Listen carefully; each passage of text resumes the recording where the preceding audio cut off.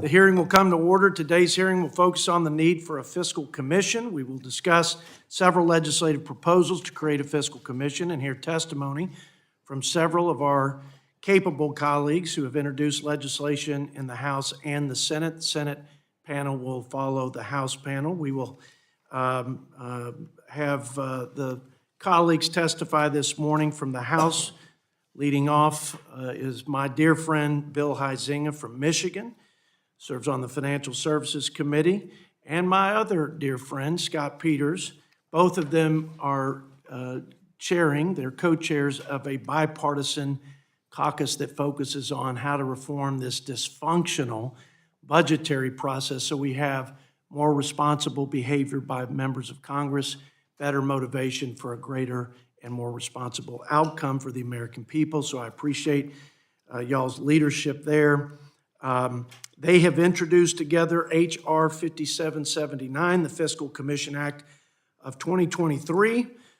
Representatives Steve Womack and Ed Case join us as well. Chairman Womack from Arkansas is chairing the Financial Services and General Government Subcommittee at the Appropriations Committee, former chairman of this august body and a mentor of mine, and I'm grateful that you continue to provide your insights to our committee to give us the best chance of success. And Ed Case, great member from Hawaii and a leader on this issue. Mr. Case and Mr. Womack have introduced H.R.710, the Sustainable Budget Act, and we appreciate their input and their leadership over the years on this particular issue. And then we have with us Representative Lloyd Smucker, our very own from the Keystone State, who serves not only on Ways and Means, but also this committee, and has had experience with commissions solving big problems. And he served as chair of a commission in Pennsylvania that was successful, believe it or not.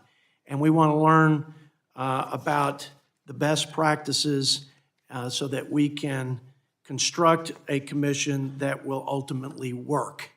As a friend of mine said in Washington, when all is said and done, more is said than done. And we don't have much more runway, Mr. Chairman, to talk about this issue and to not do anything about it for the sake of our beloved country, its future, and our children's future in America. Jim McGovern is another leader on a number of issues. He is our ranking member on the Rules Committee. I say our because we're all on one team. This is not a Republican or Democrat problem. This is America's problem. It's our problem, and we've got to figure out how to solve it. Second panel will include Senator Mitt Romney from Utah and Senator Joe Manchin from West Virginia. They've introduced Senate Bill 3262. I think it's the companion bill of Mr. Peters and Huizenga's called the Fiscal Stability Act of 2023. We look forward to hearing from them as well. At this time, I'd like to yield myself as much time as I may consume for an opening statement. And don't like to read opening statements. It's tattooed on my heart, this issue, like I know it is for you all as our witnesses and many in this room who are deeply concerned about the bleak, fragile, and rapidly deteriorating fiscal state of affairs in the greatest nation in human history. Let me start by again thanking the members who are testifying for their leadership on what I believe is the most significant challenge facing our nation in the 21st century, which is our runaway deficit spending and unsustainable national debt that threatens not only our economy, but our national security, our way of life, our leadership in the world, and everything good about America's influence, and our children's future. I think it's worth repeating some of the startling statistics that demonstrate just how fragile the situation is and just how bad off we are from a fiscal standpoint. 120% debt to GDP. This is the highest level of indebtedness in the history of our country, surpassing World War II, and we're not at war. We're in relative peace and prosperity, and it's only going to get worse. The CBO projection 30 years out has our indebtedness at twice the size of the largest economy in the world. Our annual deficits have reached almost $2 trillion this past year. CBO projects them to double. We will add $20 trillion if we just keep the policies as they are today. $20 trillion, 10 years. Now hear this. Half of that $20 trillion is interest expenses alone. Chairman, we don't get another soldier or sailor equipped for battle. We don't sustain the senior safety net. We get nothing for that. And the interest, according to CBO, will triple. It's almost $750 billion this past year. It's projected to be $1 trillion. We will eclipse what we spend on national defense on interest alone. If that's not enough to wake all of us up and give us the sense of urgency to act, I don't know what will. No responsible leader can look at the rapid deterioration of our balance sheet, the CBO projection of these unsustainable deficits, and the long-term unfunded liabilities of our nation and not feel compelled to intervene and change course. No responsible leader can do that. As I said from the outset, this is the 21st century challenge for America. I believe this is our generation's world war, and the cost of losing this war will be catastrophic and irreparable. And I have 3 children. I imagine many of you have children and grandchildren, and they're counting on us to step up and be leaders and work together to solve the problem. If we don't have this sense of urgency, we don't have a plan, if we don't exercise the political courage to execute the plan, we will be the first generation of leaders to fail to leave the country better than we found it. What a sad commentary. I refuse to accept that, and I know you do too. As I said before, this isn't a Republican or Democrat problem. This is our collective problem to solve, and it is a mathematic reality that will require real leadership on both sides of the aisle and in both chambers. Unfortunately, over the last several years, maybe even the last few decades, too many Americans have become desensitized to the trillions of dollars of accumulating debt, and too many lawmakers have been disengaged with the false sense of security that we can continue down this treacherous fiscal path without any real consequence. However, the past 2 years, I think, have provided a wake-up call. Record spending, $11 trillion, 6 of which has been added to the national debt, has resulted in a cost of living crisis for the American people. And because of inflation and because of soaring interest rates, the American people are waking up to the bad fiscal and monetary policies that are impacting their own pocketbooks. And that's not there's a silver lining there because they're engaged in this, which means we might have a fighting chance to actually address it together. As I've said before, this trajectory we're on is unsustainable, but it's not unfixable. And I believe that. But both parties have to acknowledge they've contributed to it.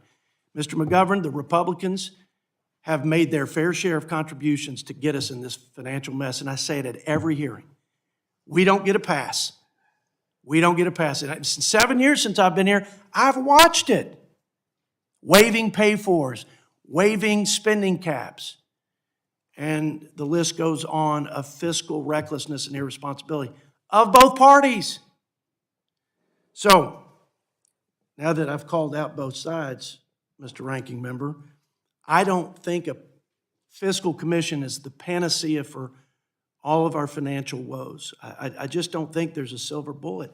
At the end of the day, we have to have the political courage as a body to cut through the brinkmanship, the weaponization, the fear-mongering that we get from the outside and the inside.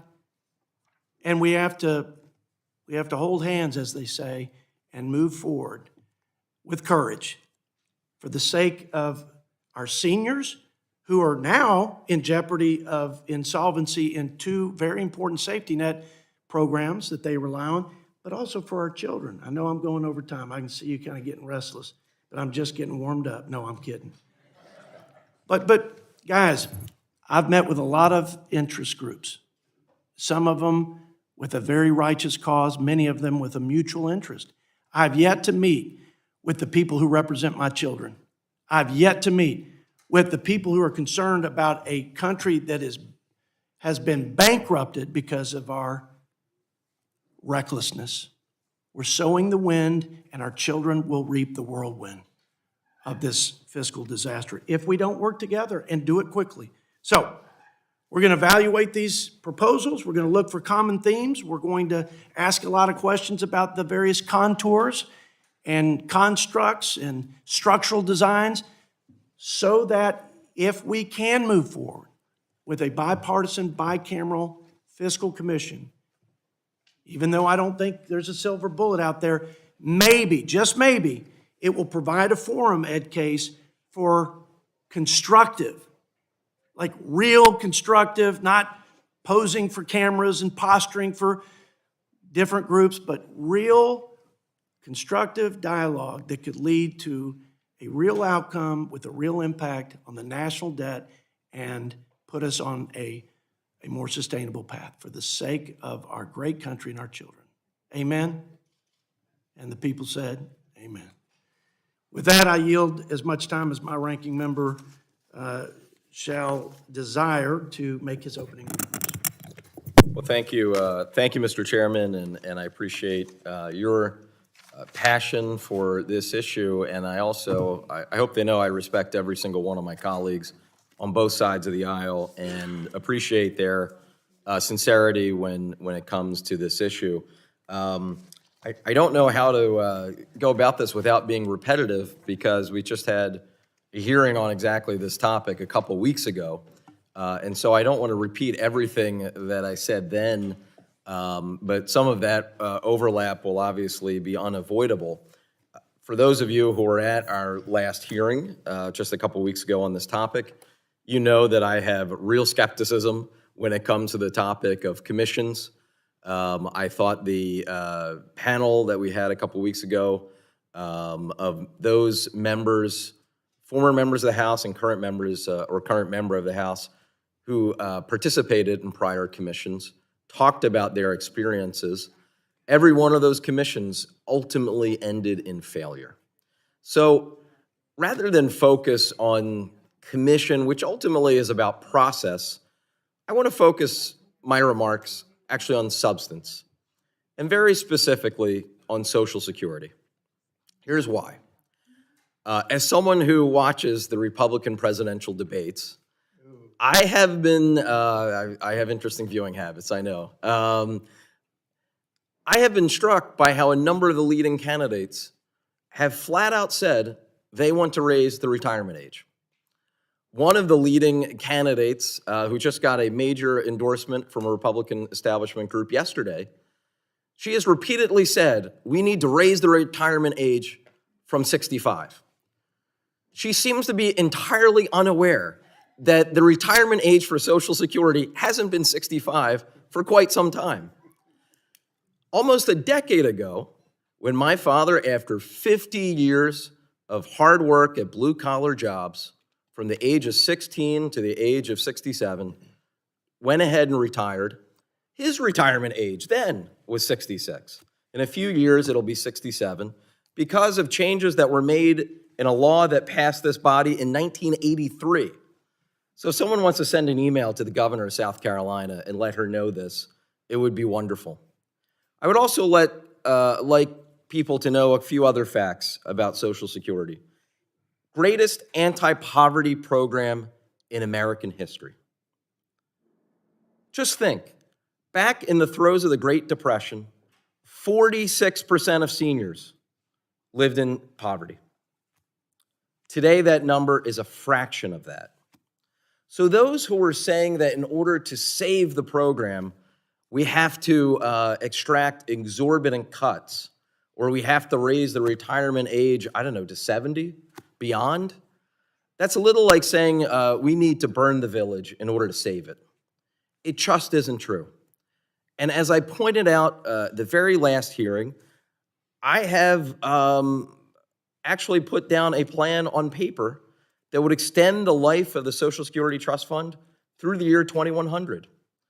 I have a piece of legislation, Sheldon Whitehouse, the senator from Rhode Island, who is the chairman of our counterpart, the Senate Budget Committee.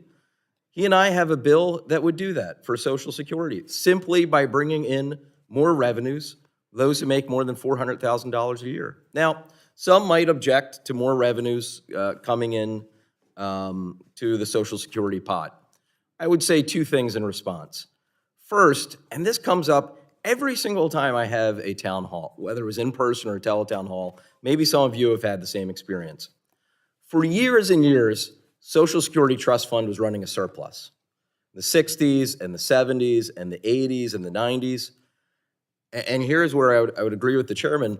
Congresses, under the control of both parties, instead of using that surplus to set it aside for future retirees so it would be there, they decided to spend that surplus to meet what were the needs of the current day. That is a tragedy. I remember those great Saturday Night Live skits about Al Gore and making fun of his lockbox in the year 2000. But he was right. Had that surplus been saved in a lockbox or whatever you want to call it, there would be more revenue available now that those who were earning those wages to pay those Social Security taxes back in the 70s and 80s and 90s and aughts, now that they're retiring today. So it is only fair that more revenue is brought into the system when you consider back when there was more revenue than was going out to meet the needs of retirees then, that money was spent on things that were other than Social Security. So I think that it is entirely appropriate when it comes to extending the life of the Social Security Trust Fund.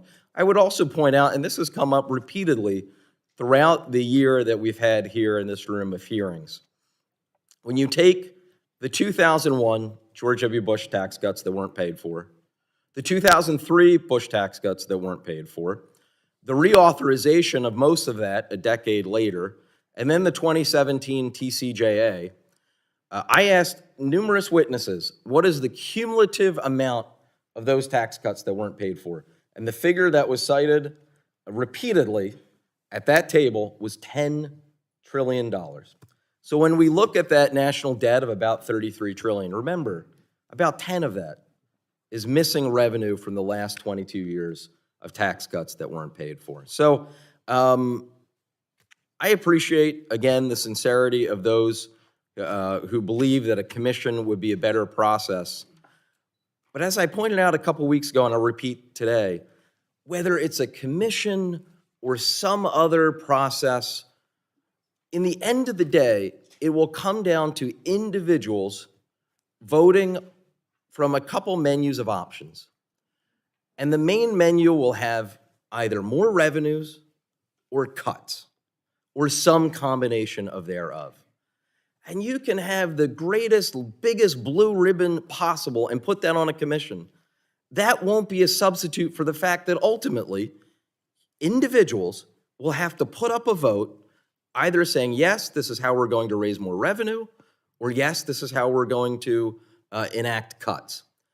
I'm very clear the side that I come on. It would be very easy and intellectually dishonest if I sat here and said, oh, we don't need more revenues and the things are going to be perfectly fine. No, I acknowledge, as I've said, the Social Security Trust Fund is projected to fall short of meeting 75% of benefits somewhere between the year 2033 and 2034. The trustees of Social Security say it's 2034. CBO says it's 2033. We can safely say in roughly a decade, we will meet a critical point. It's pretty clear on what side I come down. More revenues into the Social Security Trust Fund, and we will be able to say, for the lifetime of my daughter, who in the year 2100, God willing, if she's still alive, would be 86 years old, I'll be able to look her in the eye and say, Social Security will be there for the rest of your lifetime and beyond that, simply by bringing in more revenues from those who are in the top 1% of earners. I think that is fair. I think that is appropriate. And for those who disagree, I would be very interested in seeing what their plan is and their alternative. And with that, I'll yield back. Thank you, Chairman. I thank my ranking member. Just for the audience and for context, the Democrats had total control of Congress the last couple of years, and none of those that vision or those proposals have come to fruition. And Republicans had total control of Congress when I got here. Both sides have contributed. Neither of them have passed a Social Security proposal, a solvency proposal, and both parties have contributed to our growing deficits and debt. I think that's just a fact I think everybody needs to keep in mind when I say no party gets a pass. But I appreciate the sincere views and your vision for addressing the solvency of Social Security. Now, let's move on to our panelists. If there are any other member or organization who has written statements for the record, I'll hold the record open till the end of the day to accommodate those who may not have had prepared written statements. Once again, I'd like to welcome our panel of witnesses. On behalf of our committee, thank you for your time and your insights. Committees received your written statements. Be made part of the formal hearing record. You will each have 3 minutes to deliver your oral remarks. I now yield 3 minutes to Representative Bill Huizinga. Thank you, Mr. Chairman and Ranking Member. I'm going to go quickly on this with this 3 minutes. And as has been acknowledged, our national debt is now $33.8 trillion and climbing. Just the interest we pay on this debt already exceeds everything we spend on children. And within 3 years, the amount we pay on interest will eclipse our defense budget. Social Security will become insolvent by 2034, forcing a 23% mandatory cut. Medicare Part A will be depleted by 2031, even sooner than Social Security, resulting in an 11% cut. As has been noted, this isn't a Republican saying this, it's not Democrats saying this, it is the trustees of these trust funds themselves. So I'm not interested in a partisan food fight either. I want results that protect our seniors and current beneficiaries while preserving these key programs for future generations. If the status quo holds and Congress does nothing, simply put, it will result in a cut. Best path forward, in fact, the only path forward, in my opinion, is a bipartisan, bicameral solution such as the Fiscal Commission Act. Before you or the public, frankly, writes this off as, quote, just another commission, know that we can learn from both the failures and the successes of our nation's long history of utilizing commissions. For example, Simpson-Bowles suffered from an atmosphere of partisanship, much like what we see now, yet it focused the national conversation on fiscal reforms. And whereas Greenspan Commission benefited from a clearer purpose, fostering agreement that helped rescue Social Security was the end result. Acknowledging these lessons, I introduced the Fiscal Commission Act in September along with my BFF, my co-chair of the Bipartisan Fiscal Forum, Scott Peters, which has gained 20 evenly divided partisan co-sponsors. Our commission proposal features equal representation from both chambers and both parties, is transparent and focused on clear goals, retaining Congress's constitutional duties, and has real teeth. Specifically, our bill forces Congress to vote on a package of proposals offered by this bipartisan bicameral fiscal commission. It begins with the four corners of the congressional leadership, each appointing 4 members to the commission, 16 appointees total. 3 of each leader's selections must be colleagues from our respective chambers, in addition to 1 individual from the private sector. This commission must craft a package of recommendations to both improve the fiscal situation in the medium term, as well as to achieve a sustainable debt-to-GDP ratio in the long term. For any recommendations related to federal programs for which a federal trust fund exists, the commission must improve their solvency for a period of 75 years. No stone can be, or hopefully will be, left unturned, Mr. Chairman. In the first week after the 2024 election, then, the commission must vote to report its proposal to Congress. After that, before the lame duck session ends, both the House and the Senate must put the proposal to an up or down vote without amendment and without delay. So let's be clear. I don't expect that this will be an easy vote for any of us, and frankly, Congress has proven it's not able to simply pass a bill, like many have noted. Yet, I believe a fiscal commission may not be the magic potion, as the chairman had said, and it may fail. It may. But we cannot stop trying. And I do believe this is the most practical and immediate way Congress can break the status quo here in Washington. With that, I yield back. Thank the gentleman from Michigan. And now yield to the gentleman from California, Mr. Scott Peters, for 3 minutes. Thank you, Mr. Chairman, and thank you, Mr. Ranking Member, for holding this hearing. Despite a healthy economy, our country's deficit is growing. We are borrowing nearly $2 trillion a year just to pay our expenses. And as a result, this year we're spending more than $663 billion on interest alone. That's more than we spend on Medicaid, that's more than we spend on our children, soon to be more than we spend on defense.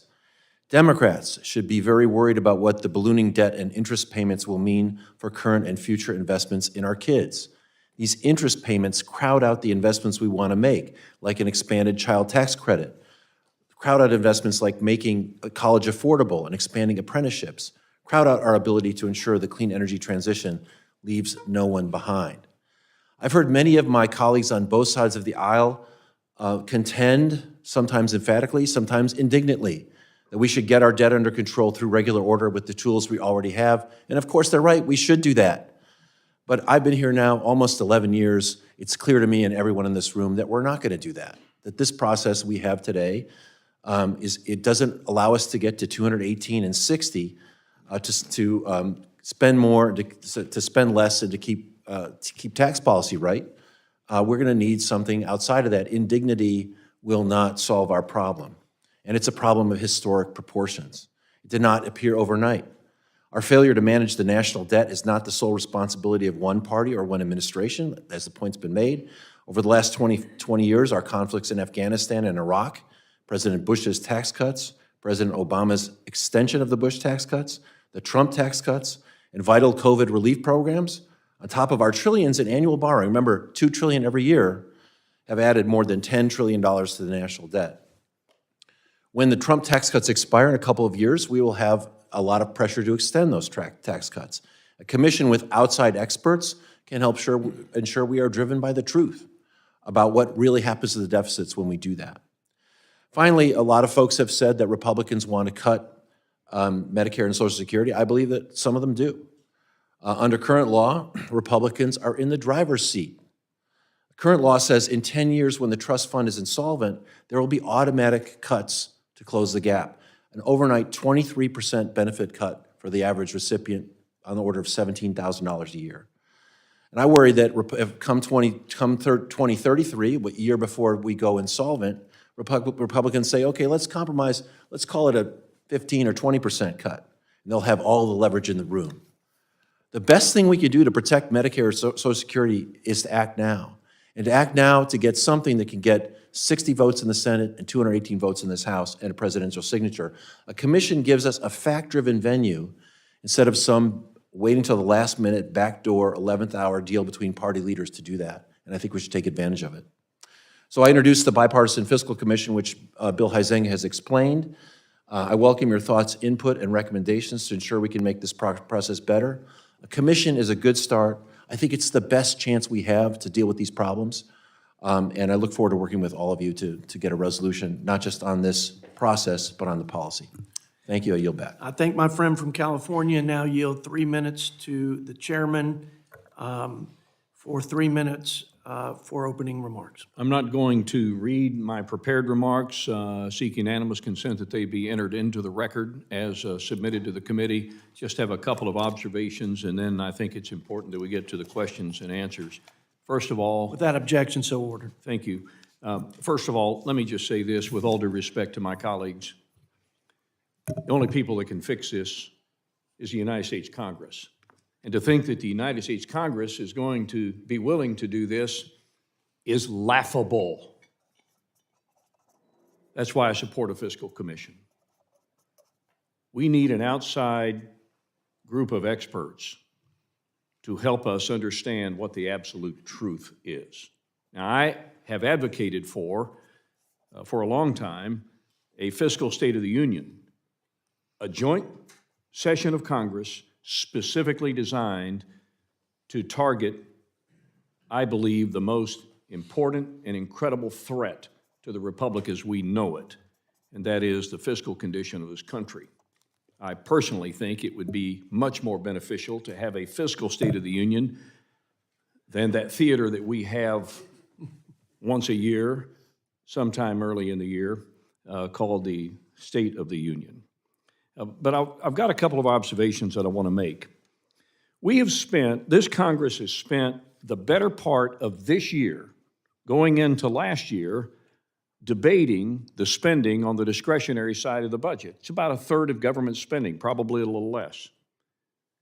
But we have tried to convince through our actions that the way we're going to fix the fiscal condition of this country is by having these big food fights on discretionary spending. And that's only going to touch the edges. The real issues out there are in the entitlement programs, and we have to do something. Now, I will say this, that if we wanted, either Republicans or Democrats, wanted to cut those programs, we would do exactly what we are doing today, nothing, because those programs are going to be cut on their own in due time.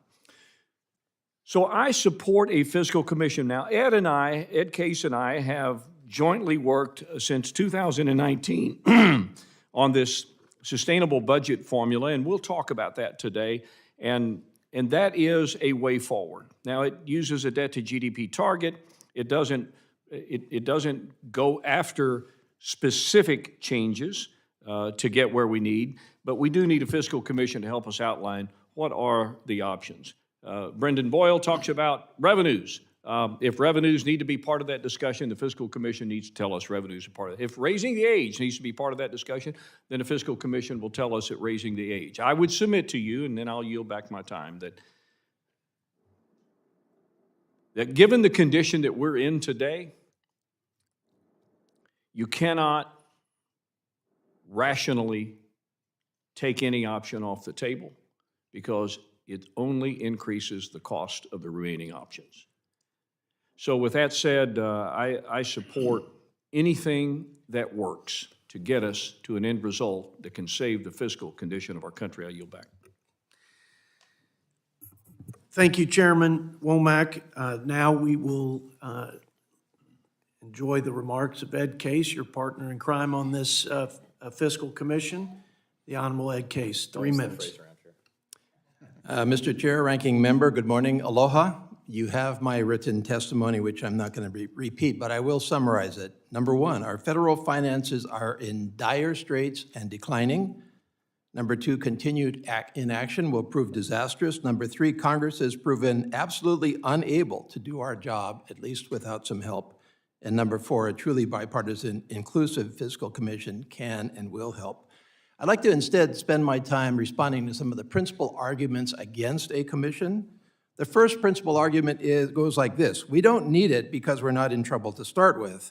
This is denial at its most insidious. We are in deep trouble and heading in the wrong way by any metric whatsoever, and the consequences of inaction will include forced and indiscriminate reductions in core, base federal defense and non-defense spending and foundational entitlement programs such as Social Security and Medicare. And we do a disservice to the tens of millions on Social Security and Medicare and the tens of millions more that are coming up on it by not stating that very frontally.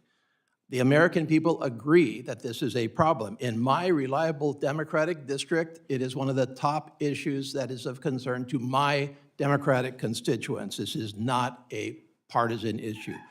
The number two argument goes like this: fiscal commissions supersede Congress's role. No, we always retain our role at the end of the day. We have not ceded our responsibility, but we have not been able to do our job. And if we could do our job, then maybe we wouldn't need a fiscal commission, but we haven't, and we do.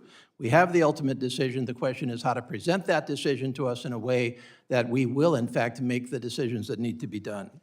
The third argument goes like this, and we heard it from my respected ranking member: fiscal commissions have failed. They don't work. Well, that's a matter of definition. First of all, my colleague cited the successes in 1983 to save Social Security for 50 years. That came about because of a commission, the Greenspan Commission, which recommended the way forward to save Social Security. That worked.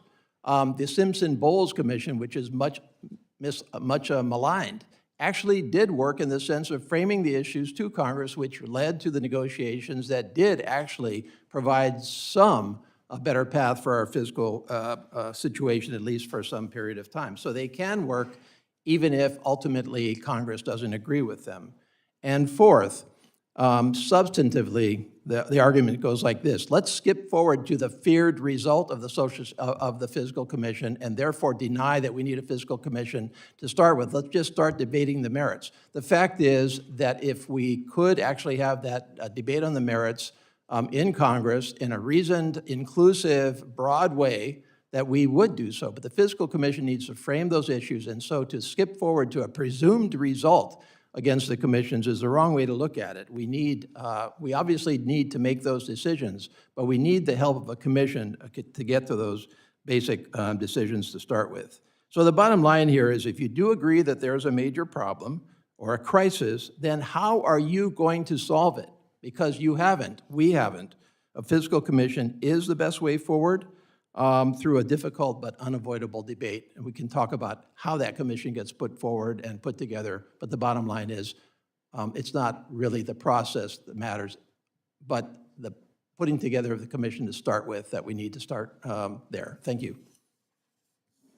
I thank the gentleman from Hawaii and now yield 3 minutes to the ranking member, Mr. McGovern.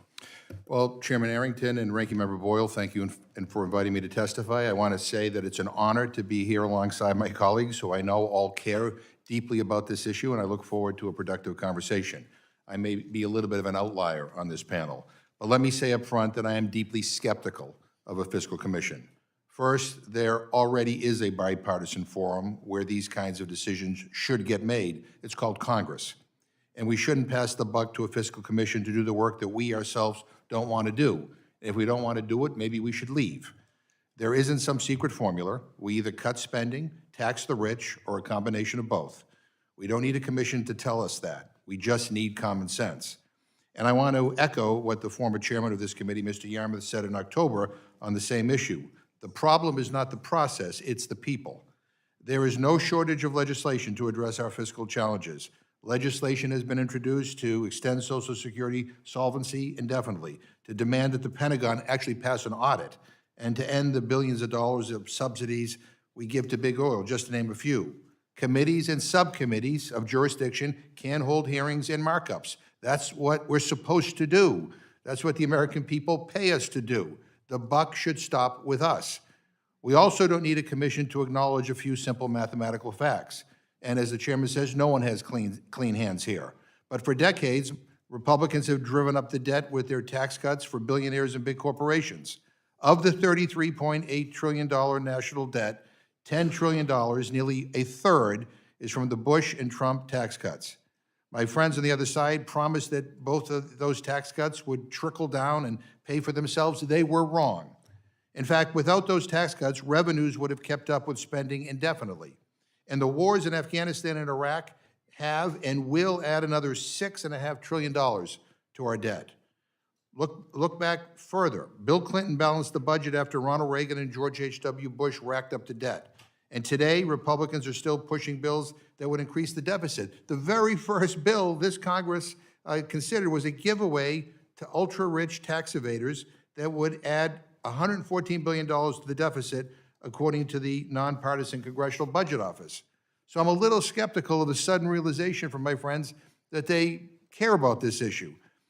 My friends tell us that millionaires and billionaires can't pay a cent more in taxes, and not a dollar can be saved from the Pentagon's bloated budget, where we know waste runs rampant. But when the time comes to pay for it all, they want to nickel and dime American families. Look at Social Security. It should be a national scandal that middle and working class families have to pay Social Security taxes on all of their income, but millionaires and billionaires do not. And if we want to ensure long-term solvency, there are two choices. Some on the other side think we should cut benefits. I think we should ask the ultra-rich to pay their fair share. We don't need a commission to tell us that. And my fear is that a commission would be used by some as an excuse to slash Social Security, Medicare, Medicaid, and other federal anti-poverty programs. I know some of you are thinking that I'm just a tax and spend Massachusetts liberal, but I think that investing in our people actually saves us money. Look at hunger. It's not just a moral problem, it's an economic one. Hunger in America costs us tens of billions of dollars every year in the form of increased healthcare costs, lost productivity, kids who can't learn. I go on and on. Investing in our anti-hunger safety net will will actually save us money in the long term. Now, I hear some of my colleagues say that they lose sleep over the debt. Well, let me tell you what I lose sleep over. There are 40 million hungry people in this country, 500,000 people who sleep out on the streets every night, seniors on fixed incomes who can't make ends meet. Those are the things I lose sleep over. And so, yes, we ought to talk about the debt and do something, but the real challenge here is an increase in extremism and a lack of political will to make the wealthy pay their fair share and cut our bloated and wasteful military budget. I thank you, and I yield back my time. I think, Mr. McGovern, you're not just a liberal from Massachusetts, you're a good man who happens to be a liberal from Massachusetts. And I appreciate your compassionate and thoughtful insight. Now, to round it, the committee or panelists out with final comments from our fellow Budget Committee member and my dear friend who cares a lot about this issue, Lloyd Smucker. Tell us about that commission in Pennsylvania. How did it work? How in the world was that commission successful? Thank you, Mr. Chairman, for this important hearing and for the opportunity to share with you some of my thoughts regarding fiscal commission. I believe our debt and our fiscal trajectory pose an existential threat to America's future, and I think establishing a commission is our best chance of addressing it. And I say that based on my experience with a highly successful commission in Pennsylvania, which I would say was perhaps the most successful legislative effort that I've ever been part of. Now, I will acknowledge to those who've mentioned they're skeptical of commissions that many commissions do fail.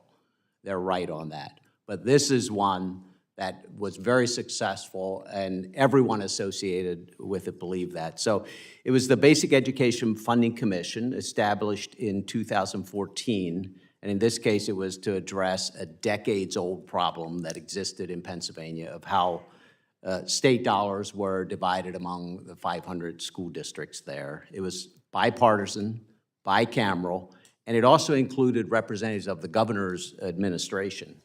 The commission held hearings around the state for over a year, receiving testimony and input from all stakeholder groups, from experts, and even any member of the public who wanted to participate. It worked across 2 legislative sessions, and interestingly, also across 2 governors' administrations, first a Republican governor and then a Democrat. Recommendations were released unanimously by the commission members in June of 2015, and they were enacted into law in 2016. So in a relatively short period of time, this commission solved a really very difficult and what had previously been seen as sort of an unsolvable problem. Some factors that were critical to its success. There was broad bipartisan agreement in the legislature on the nature and scope of the problem. For a fiscal commission to work, both parties must believe that it's necessary. And that goes for leadership as well. If either party or the president opposes a fiscal commission, it just simply will not work. The right people were placed on the commission. They were members who had skin in the game, including the chairs and minority chairs of relevant committee. And by the way, just to correct the record slightly, I was not the chair of this commission. There were 2 capable co-chairs. I was a member as the chair of the Education Committee in the state Senate at that point. But I suggest that our fiscal commission here should include the chairs and ranking members of relevant committees, like the Budget Committee, the House Ways and Means Committee, Senate Finance Committee, and the Senate Budget Committee as well as speaker appointees, and I think members of the administration are critical as well. Third point of why the commission was successful. Everything was on the table, and all options were considered, and all opinions were welcomed. Fiscal Commission must be willing to consider all options. Democrats and Republicans alike are responsible for where we are. The debt has increased under the watch of both. So we all share responsibility and must consider options that we may not like. Final point, public engagement, public education was absolutely critical to the Commission's success. And I would say it was perhaps the most important key to success of the commission and would be of the fiscal commission. We must, the job of the commission would be to convince the American public that debt will impact them directly and that change is necessary. This is done through a very transparent public process, and at the same time amplifying the work of a debt commission with a corresponding public relations campaign, which is what occurred in Pennsylvania. We know it's tough work. There's no guarantee of success, but based on what happened in Pennsylvania and some other commissions, we know it can be done. We can change the trajectory. We can ensure the promise of America for future generations. And in my view, we have no other choice. Thank you, Mr. Chair. I thank my friend Representative Smucker. Now we're going to move to the Q&A portion before we have the Senate panelists join us. I will yield 3 minutes to myself to begin the Q&A portion. Look, I wish that I saw more political courage demonstrated on a lot of issues. Our country faces a number of challenges. I just happen to think this is one that will undo the republic and will jeopardize every aspect of what we may disagree about in terms of the constitutional core mission of the federal government, but we can be sure that a sovereign debt crisis will undermine all of it. And I think about the defense side. You're a defense appropriator, Mr. Case. We talk about crowding out investment in the private sector, which affects the economy, exacerbates the current situation with inflation and interest rates. But we're also crowding out important investment of taxpayer dollars in the number one job and responsibility of a government, which is to provide for the common defense or the safety and security of the American people. Tell me if you see that happening right now in terms of the impotence and the impetus, not impotence, the impetus and urgency to act and act quickly. Well, I think there's no doubt, if you take a look at the trends, that interest is crowding out all of our discretionary programs. Interest is certainly crowding out defense. My colleague on that subcommittee and I both see that every single day, and it's certainly happening on the non-defense side. So when we have these when we have these budget fights over how much to put into defense and non-defense, we're clearly dealing with a reduced total pie that is going to non-interest payments on our national debt. That's unavoidable by any stretch of the imagination. But I would go back to my colleague, Mr. Womack's comment, and that's just part of the problem. We have to deal with Social Security and Medicare in this context, not only because we have to save those programs from insolvency and from forced automatic reductions, but because of Mr. Boyle's comments are correct, because we are funding Social Security and Medicare shortfalls out of that portion that would otherwise be allocated to discretionary funding. So we're having a double whammy. So we have to take this across the entire I spectrum. think that's well said. And I don't know of a time where Social Security's solvency and sustainability has been addressed ever unilaterally by one party. I don't know if it's ever happened. I don't believe it has, ever. So we can talk about all these grand proposals we have on both sides, but it's just still talk, and it's cheap. And cheap talk is not going to give peace of mind to the seniors, to my parents, who are both on Social Security. So Scott Peters, Bill Huizinga, the whole panel, just one thing across the board. If we could do one thing differently than we did with Simpson Bowles and other commissions, Greenspan and others, that would help position us for the best probability of success. Just name one thing. We'll go through the board, and then I'll delegate the next set of questions to my member. To me, Mr. Chair, Yes. one of the most significant elements of this is having a proposal that's not amendable and is forced to have a vote in both the House and in the Senate. Thank you, Scott. I agree, with a recognition that, that was 20 years before the programs go insolvent. Now we're 10 years before. Pretty soon we're going to get pretty close to insolvency, and we're not going to be able to do anything about it. So with a sense of urgency. Chairman. Up or down vote? Mr. Case. I agree with Mr. Womack. Mr. McGovern. I think we should bring legislation like Mr. Boyle's bill or Mr. Larson's bill, or my friends have bills to cut Social Security, bring them to the floor, let's have the debate and figure this out. We ought to do our job. In addition to the up or down vote, what would you add to a commission so that it can work? Yeah, I've already mentioned, I think it's very important to have members on the commission with skin in the game. and that would mean perhaps leaders of the committees through which the legislation will ultimately go. And then secondly, I think we have to look at the commission as part of the big job. Part of the commission is a public relations effort, building support for the efforts of the commission with the American people. I think it's really important. Thank you. Thank you all for the indulgence. I yield 3 minutes to the ranking member for his questions. Well, I have really appreciated this discussion. I mean, it's not exactly a coincidence or an accident that some of the most outstanding members who serve in this body are on this panel. So I'm not going to grill anyone really more than anything. I just want to give you an opportunity to address what I thought was one of the really key points in our hearing a couple weeks ago about a commission.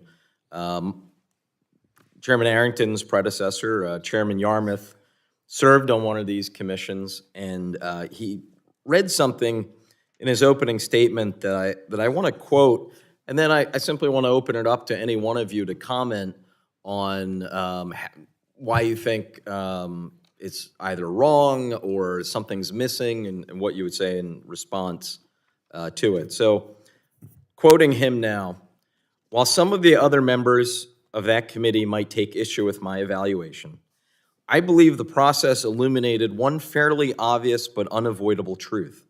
The problem is not the process, it's the people. In other words, if members of Congress are not willing to muster the determination and courage to take on our fiscal challenges, even the best ideas will never be implemented. So I would just open it up if anyone wanted to, to Mr. Hizanga and then Mr. Peters. I'll go real quickly because I know this has been asserted that somehow we're, quote, new to this issue. This has been going on, and I quickly tried to get this sorted in my head, and I ended up going down a little bit of a rabbit trail. I mean, it goes back to the 1930s where there was proposals along with constraining spending. For me personally, I got here in 2011, right after the 2010 election. I was one of the members of the founding members of the Balanced Budget Amendment Caucus that we put together, and part of that was to push through what had been in 1995 a very consequential vote on a balanced budget amendment to the U.S. Constitution. It failed in 2011 when we even had David Dreyer on the Republican side, Steny Hoyer on the Democrat side, people who were here in 1995 who voted for it then and voted against it in 2011. But it also goes back to 1982. It goes back to 1985, Graham-Rugman-Hollins Act. So there's been a pattern of this. I think that the unfortunate element is we have proven that we can get it close oftentimes, but we just can't get it across the finish line in a timely enough manner. And that's why I do think the up or down vote unamendable is helpful on that. I think the problem is that the incentives right now are exactly in the opposite direction. Congress has gotten used to eating cake for breakfast and getting away with it. So what we do is we borrow money to pay our expenses. Now, I want you to appreciate all the criticism we've had of these tax policies and COVID relief pales in comparison to the $2 trillion we're adding every year, because we borrow money to pay our expenses, and we get away with it because we go home, say, I would have done, but I blame the other side. We all get reelected. It's just not solving the problem. And I think that's why putting fact-based commission together with experts on the ground, cops on the beat, to force us to deal with the issue, I think is the most constructive way to get us away from those incentives. You wanted to say? A couple of people in this room served on the Joint Select Committee on Budget Process Reform in 2018. The chairman, myself, there may be somebody else in here, I don't see them. But I'm going to use it as an example to reinforce what I said earlier in support of an up or down vote on whatever a fiscal commission would bring to the U.S. Congress. And that is in that Joint Select Committee for Budget Process. And by the way, I think we would all agree, even my friends in the red coats back here would agree, that the budget process of the United States Congress is broken. I mean, Exhibit A is the fact that on January 19th, we will have the first of a series, probably, of discussions about whether or not we're going to shut the government down again. And this is based on 2024 appropriations. By the way, I think the fiscal year started October 1st. So just let that marinate for just a minute. But in the Joint Select Committee on Budget Process Reform, this group came up 16 members, bipartisan, bicameral, came up with a set of recommendations that would have gone a long way toward establishing a process that actually could save us from ourselves. But at the end of the day, when the final vote was taken, because we had to have 5 Republicans and 5 Democrats to vote for it, we had 5 Republicans. But we only had 2 Democrats. And oh, by the way, one of those was Mr. Yarmouth, who has been quoted here at this table today. The other one, Mr. Kilmer. But 4 members on these acceptable proposals from my friends on the left voted present. Present. Which I think only illustrates and magnifies the importance of whatever a fiscal commission is able to do, a panel of experts to come back to Congress and say, these are the issues that you have to tackle. These are the options that you have to consider if you're going to fix the problem. Then I think an up or down vote is going to be required, or else it will go the way of a lot of commissions and be put on a shelf somewhere. Thank you. And I know we're a good bit over time for the questions, but I didn't want to cut off any of the answers. I'll just say this before handing it back to the chair. One thing I think we can all agree on a bipartisan basis is with the Social Security Trust Fund expiring or becoming insolvent in about a decade, Medicare trust funds even sooner, we cannot solve these problems and wait until the very last minute, a year beforehand. That would just exacerbate the problem and make all of our options less desirable. So I fully agree with the impetus that we address these challenges now. And with that, I'll yield back. It was a Freudian slip for me to say impotence in Congress and the budget process, I will say. Look, I know it may seem a little undisciplined to let the clock go beyond our 3 minutes, but I find that, that this is a serious issue and that we can have a very candid with our audience of fellow American citizens here and constructive dialogue to get to a real outcome. So I'm trying to keep that flow going and manage moving it along. But I'm going to ask these a couple more comments, and then I'm going to ask my colleague from Wisconsin to kick off his line of questions for 3 minutes. Mr. Case, quickly. First of all, I want to commend to the committee this excellent report from the Manhattan Institute from 2019, Why Do Budget Negotiations Succeed and Fail? And what this report concludes is that the marks of success are threefold. Number one, some kind of forcing mechanism for the decision makers to have to make a decision. I think that's really key. Number two, public support, which Mr. Smucker spoke to. I think it's really critical. I think the public does support this on a bipartisan basis. And number three, healthy negotiations, which does very much get to the people. I think that in Congress, and to your question, Mr. Boyle, it's the people, not the process. You know, if we all had confidence in a polarized Congress to actually have people come together to negotiate and decide this on a bipartisan basis that had everything on the table as opposed to shouting down alternatives up front to kill them off before we even start with them, then we probably would feel better about not going with the commission. But the fact is that we're dealing with the world we have, and I don't think that the Congress is going to get better at this in the next couple of years, and the budget is declining rapidly. So yes, it is the people. Well said, Mr. Smucker. Mr. McGovern, did you have a comment? Go ahead. Go ahead, Mr. McGovern, then we'll No, well, look, I think, you know, what concerns me about some of the conversation we're having is that it is about kind of getting the numbers aligned.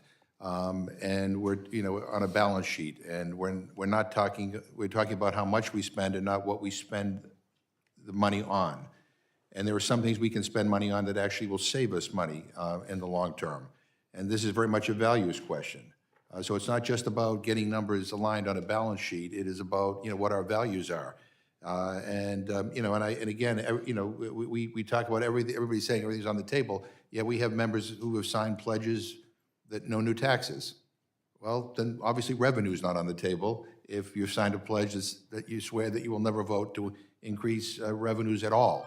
So again, I hope we don't lose sight of the fact that the reason why people like me are so concerned about potential cuts to Social Security is because I think it is a vital program and people rely on it. And cutting it would be devastating to millions of people in this country.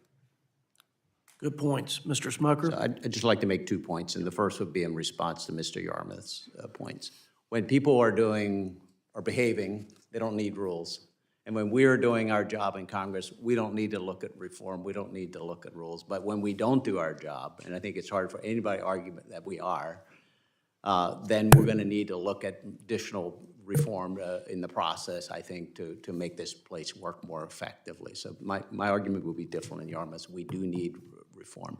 And then secondly, you know, I've sort of, again, based on my experience, and it's only one experience, but I view the commission as a body within Congress that is helping Congress do its job, not as some separate organization that is taking it away from Congress.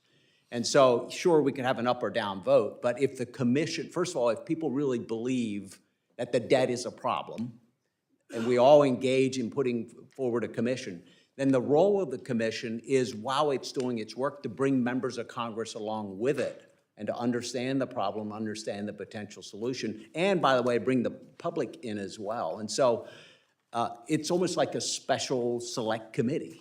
It's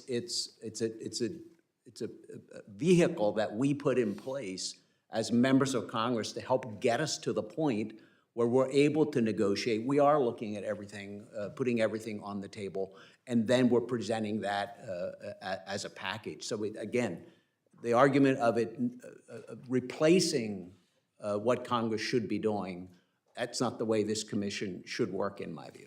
I thank the gentleman from Pennsylvania. All very good and important counsel from the panelists. Now, to my friend from Wisconsin, I yield 3 minutes for his line of questions. Well, thank you. A couple comments first, as far as that tax cut. I was here when the tax cut was done. I think a huge amount of time the Republicans said in closed conference is making sure that nobody could say these were tax cuts for the rich. And I can tell you on a personal level, the complaints I almost always got on the tax cuts were from the rich, who got a tax increase because they lost their state and local tax deduction. So to me, we did disproportionately deal with that. I also want to point out, as far as the necessity of tax increases, we just got done with a biennium in which the Democrats had both houses and could have used reconciliation to do what they've been promising to do for many years, and that is raise the cap on what you tax for tax revenue on Social Security, and they didn't do it. And that would have been, I guess you would say, solely a tax cut on the rich. Now, I'm a little bit concerned, even though I'm a co-sponsor of the amendment of the commission, people talking about putting Social Security on the table.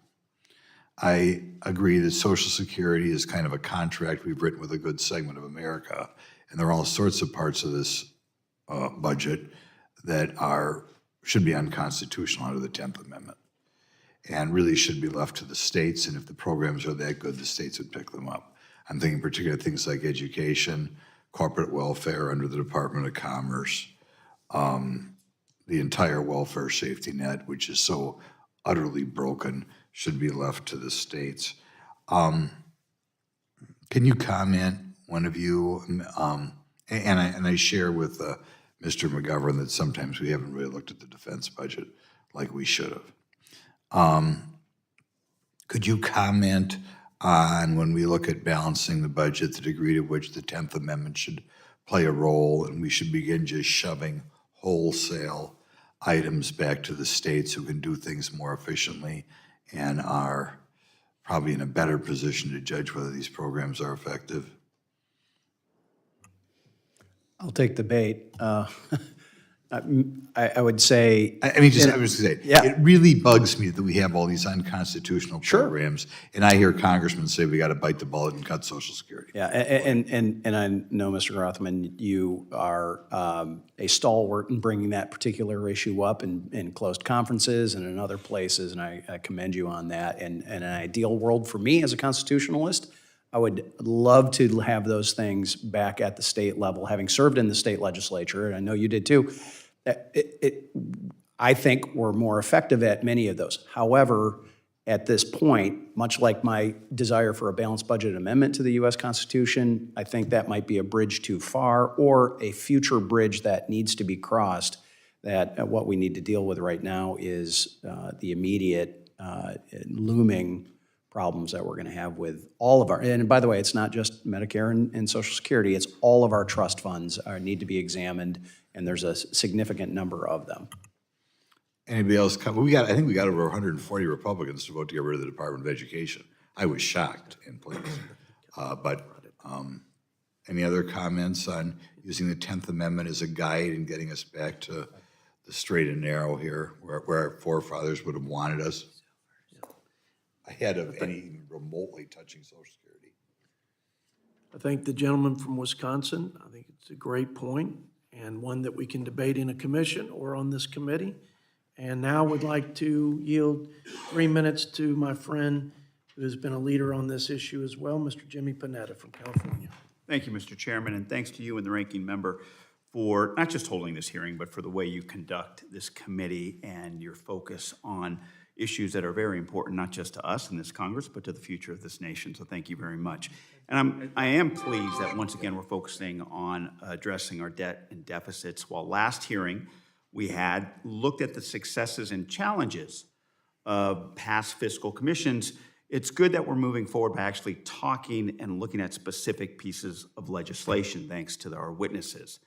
I admit, as a steering member of the Bipartisan Fiscal Forum, I am proud to be original co-sponsor of one of the bills we're discussing, the Fiscal Commission Act, that was introduced by our two of our witnesses, Reps. Peters and Huizenga.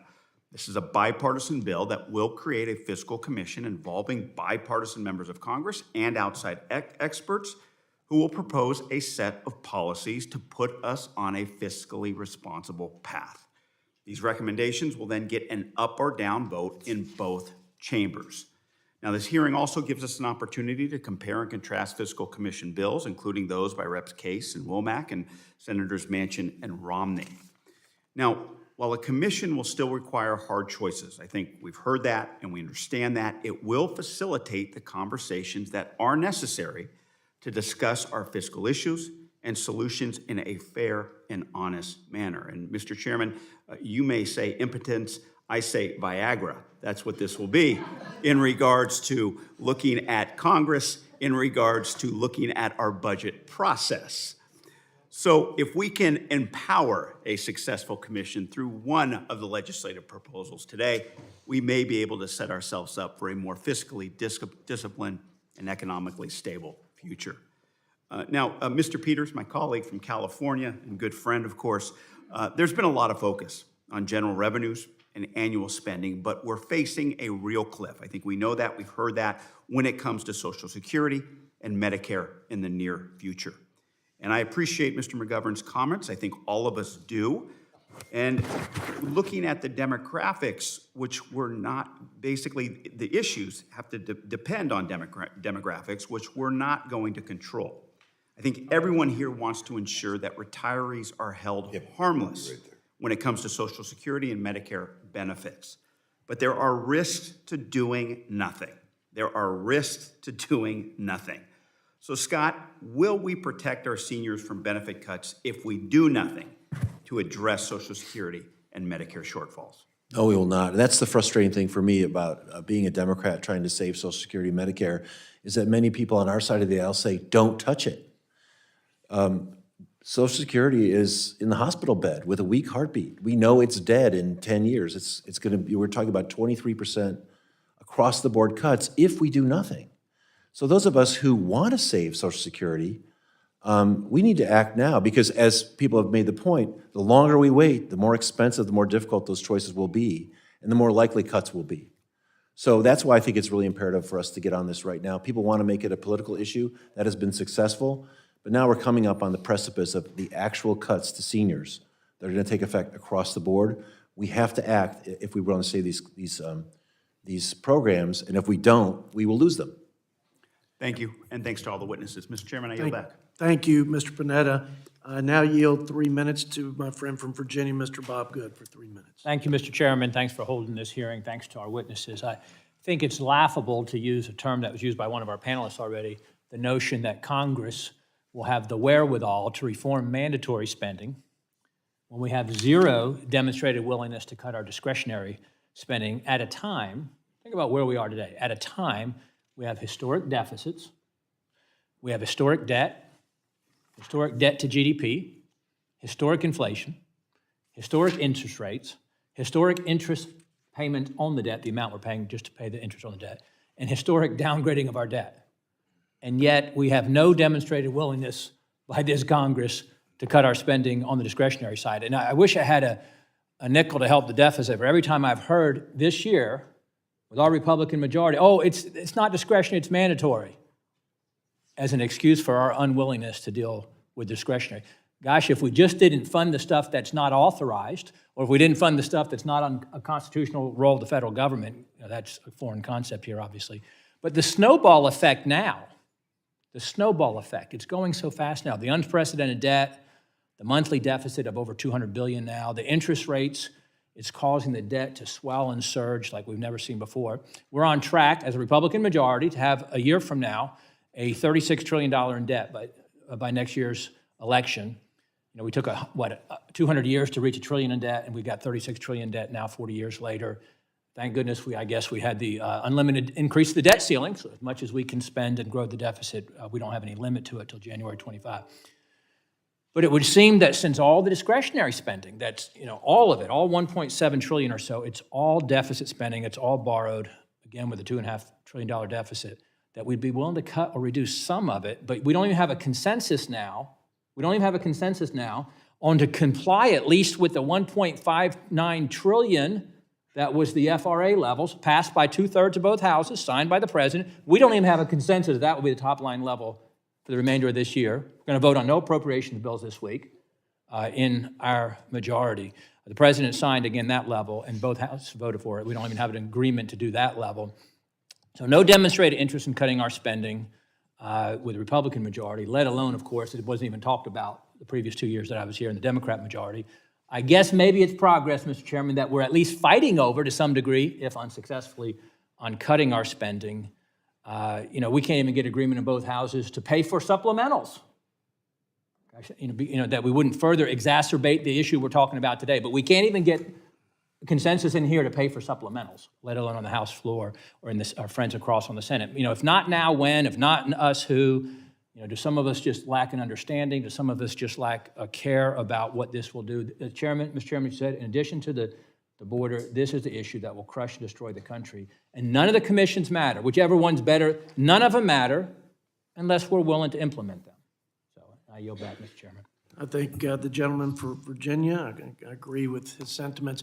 The speaker, I will say, our new speaker, I'm encouraged by his willingness to set a precedent that we will, in fact, pay for emergency supplementals. And I thought that was a really good sign, and I hope we can build on that. Was historic, and I would like to now yield to my friend, also from the mother of all states, Mr. Scott from Virginia, for 3 minutes. Thank you, Mr. Chairman. Mr. Chairman, I get a little tired of this both sides thing. I just want to remind everybody that for the last 60 years, every Democratic presidential administration, has left their Republican successors a better deficit than they inherited, without exception. And every Republican during that time, every Republican administration has left for their Democratic successors a worse deficit situation, without exception. So it's not both sides. We've heard the mention of a continuation of some of the Bush tax cuts under Obama. I voted against that because I thought it was a bad idea. But even so, the deficit as a percentage of GDP went down under Obama. And when President Trump came in, he increased the deficit before the pandemic. And so it's not both sides. And we have a problem, and everybody knows what the problem is. Problem is we need to cut spending or increase revenue or both. Commission can say you need to cut a percentage of this, a percentage of that. I assume they're not going to get down into this too much into specifics, but Congress will still need to make those decisions. The commission doesn't make that situation any easier. It just gives temporary cover to those who don't want to decide. Now, some are suggesting that we have a spending problem, not a revenue problem. Fact is, we have a pay-for-what-you-spend problem. And if you compare Obamacare to Medicare Part D, when we passed Obamacare, we paid for it. We raised enough taxes to pay for that spending. And so the decision was, if you want Obamacare, here are the taxes that are going to pay for it. If you don't want to pay for it, you don't get Obamacare. And we decided, yeah, we want Obamacare, and we took the taxes along with it. Medicare Part D, how do you like a prescriptive drug benefit? Sounds good to me. Well, how are you going to pay for it? We didn't worry about it, and $500 billion in spending not paid for. Now, we've already heard that one major reason for our deficit is the unpaid for tax cuts. Under Republicans, you don't have to pay for tax cuts. How'd you like a tax cut? Well, let's do it. So if we just paid for our spending and paid for our tax cuts, we've heard that $10 trillion of the debt wouldn't be where it is today. Mr. McGovern, let me ask you a question. Can the conclusions of a commission be manipulated by the appointment of members who have pre-existing ideas like Social Security needs to be cut? Absolutely. And, I've been listening to some of the comments. Mr. Grothman, talked about the importance of a commission, but he also signed a pledge saying that he'll never raise taxes. So you, just on who's on a commission can kind of predetermine what the conclusions are. And does this up or down vote thing, Mr. McGovern, make it more or less likely that Social Security and Medicare will be cut? I fear that it will make it more likely that it'll be cut. I thank the gentleman from Virginia. Now yield 3 minutes to my friend from Utah, Mr. Blake Moore. Thank you, Chairman. Thanks for holding this. We had a great conversation about this a month or so ago, and it's even better to have actual official legislation on the books with the House in a bicameral way and the Senate talking about it today.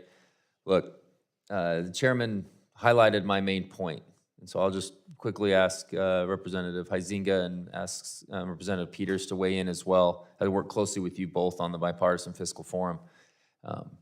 I got 4 boys, and given a general timeline of how my wife and I want to see their lives progress, when they're raising their young kids, maybe have their first major job, they're going to send every tax dollar they send to Washington, half of it is going to be paying interest.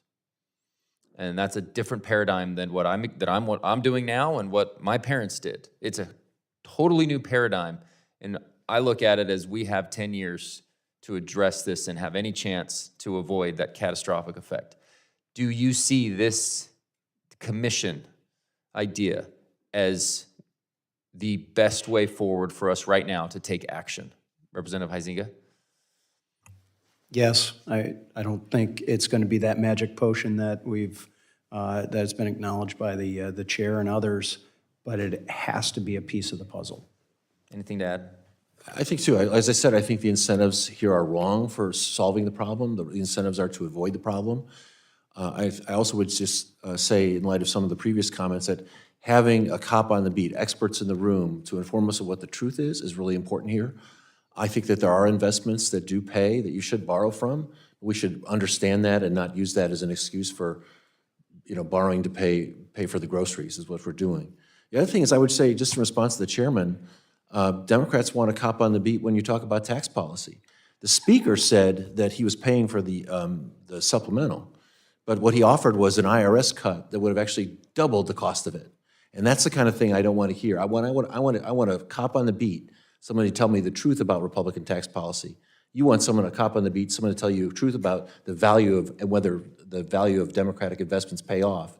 We don't have that today, and that's why we need a commission. I think you bring up a great point, because we're ships in the night, Republicans and Democrats, on how to adhere to CBO. Right? We have differences on how we believe CBO actually addresses their projections. Right? I personally wish we were taking a longer term perspective into consideration, and I think we would have a more realistic approach to how this stuff plays out. We are, and I can speak for every single one of my Republican colleagues, a strong supporter of economic growth and making sure that we have pro-growth tax policy. And sometimes that doesn't play out well with a line item CBO score. It doesn't, and we recognize that. And it's tough to reconcile because we have this CBO score that we all have to address. But we have to have strong economic growth. I don't see the Fiscal Commission as anything that would deter from that if we can continue to, make sure that we have pro-growth tax policies. Representative Heising, anything else to add before I yield my time back? I would just say historically, deficit spending happened when there was either economic or literal war happening. We've been deficit spending in the, quote, good times. When we haven't had those, that's compounded the problem. Thank you. Yield back. I thank the gentleman, just because I was mentioned in a comment I made about the pay for, I would just say to my friend from California that it's just a pay for. It's leaders make decisions. They don't pass the buck. And the decision by the speaker was to pay for it by offsetting the $80 billion expansion of the IRS. And I think we all agree that we should enforce tax policy. How we do it in the most cost-effective way is another discussion and debate. I think the speaker would welcome a response from the Senate. I bet we don't get one in terms of what alternative options for pay-fors are. So I got to give the speaker credit for at least putting on paper what he believes would be a responsible pay-for, and I bet he's open to real dialogue about other alternatives if alternatives were presented by Mr. Schumer. With that, I'd like to yield 3 minutes to my friend, Mr. Blumenauer from the great state of Oregon. Thank you. I must confess I'm having flashbacks. I've been doing a lot of reminiscing recently, closing out 50 years of public service. And I have memories of what I did chairing a tax committee in Oregon, working in local government with thorny, very controversial issues, and different approaches that worked and then some that didn't.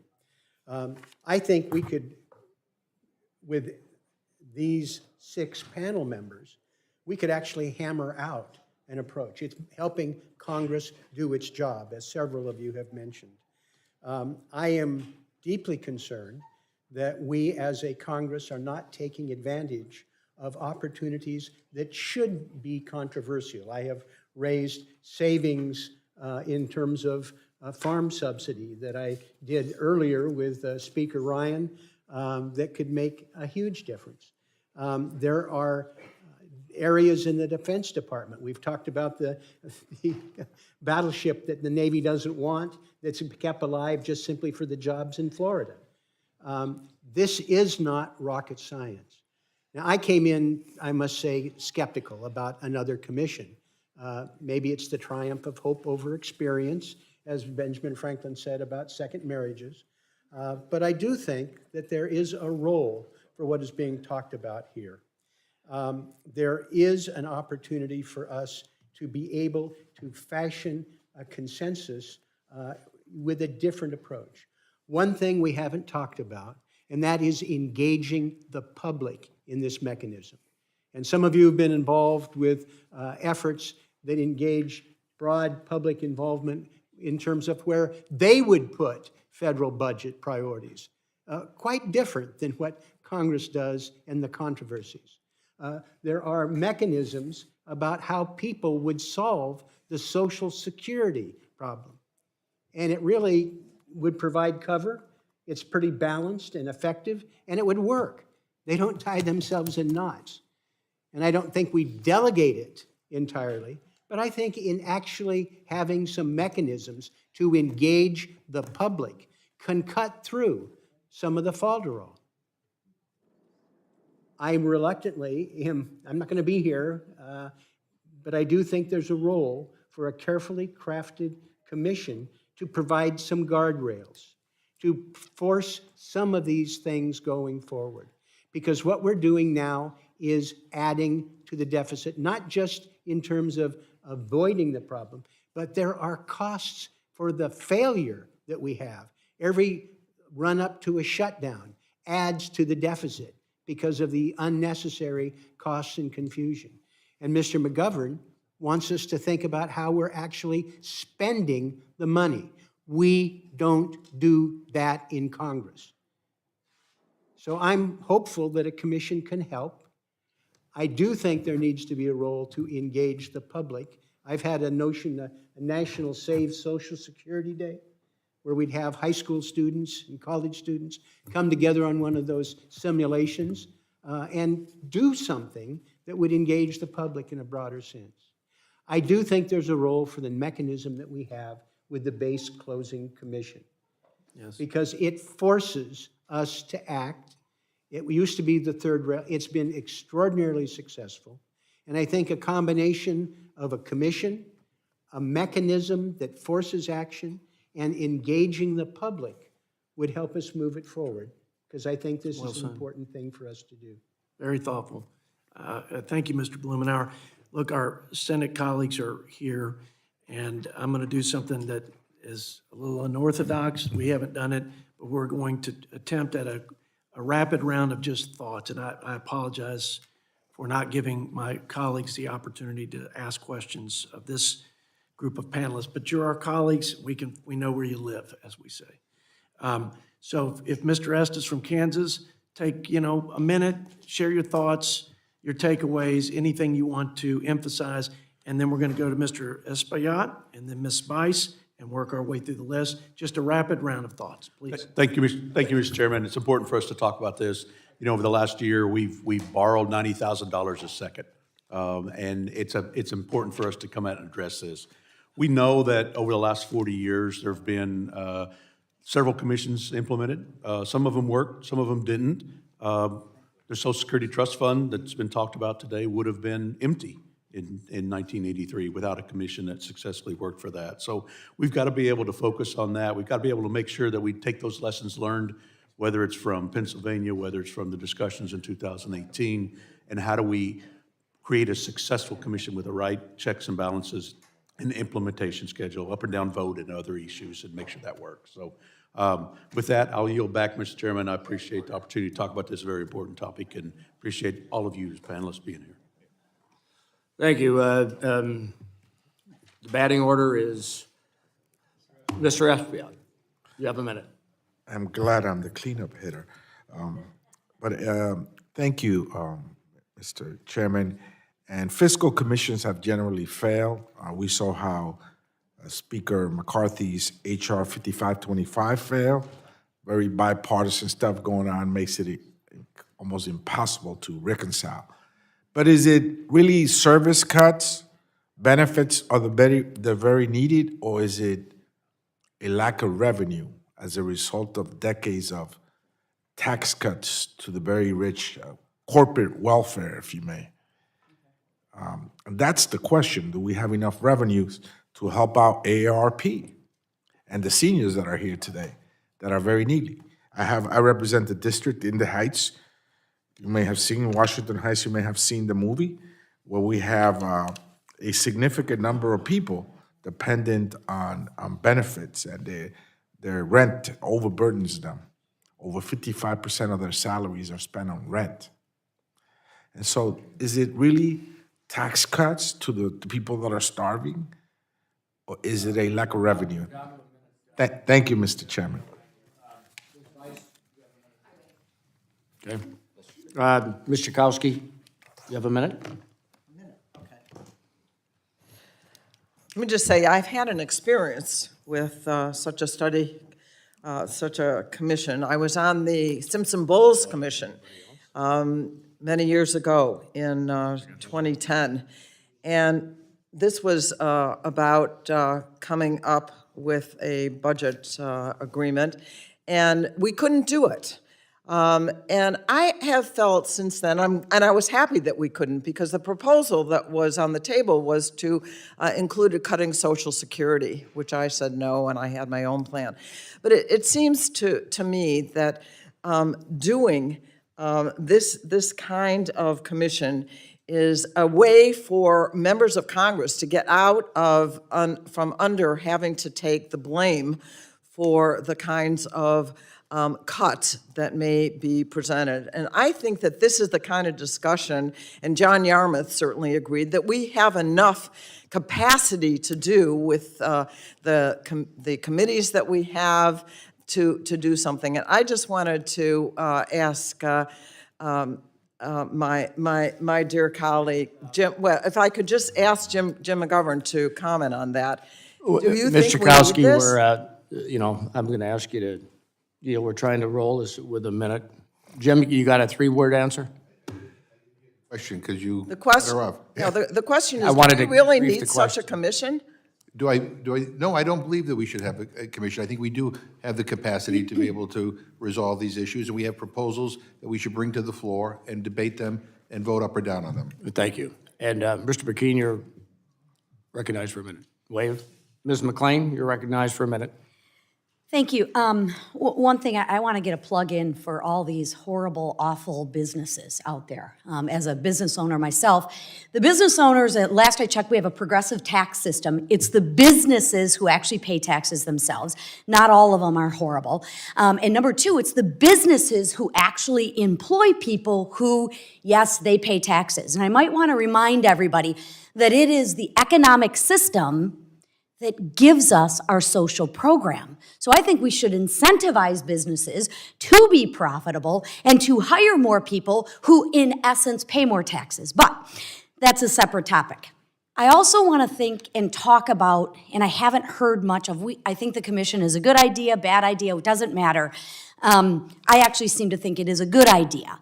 But with that business idea, I'd like to hear about two things. How do we follow the rules? Because if we have a commission and the commission says X, we in Congress have a tendency to Will a raise gentlewoman rules. yield? We're in the minute quick round here, okay? Yep. So rules and accountability. I'd like to hear a little bit more talk about that. Thank you. Okay, thank you. Without objection, I would like to submit for the record a letter in support of a bipartisan fiscal commission from my friend and colleague, Representative David Schweikert of Arizona, who is partner in a fiscal accountability and as vice chairman of the Joint Economic Committee. So ordered. With that, thank you again, Representative Heisinger, Representative Peters, Representative Womack, Representative Case, Representative McGovern, and the ranking member, Representative Smucker, for appearing before us today. This concludes our first witness panel. Thank you, gentlemen.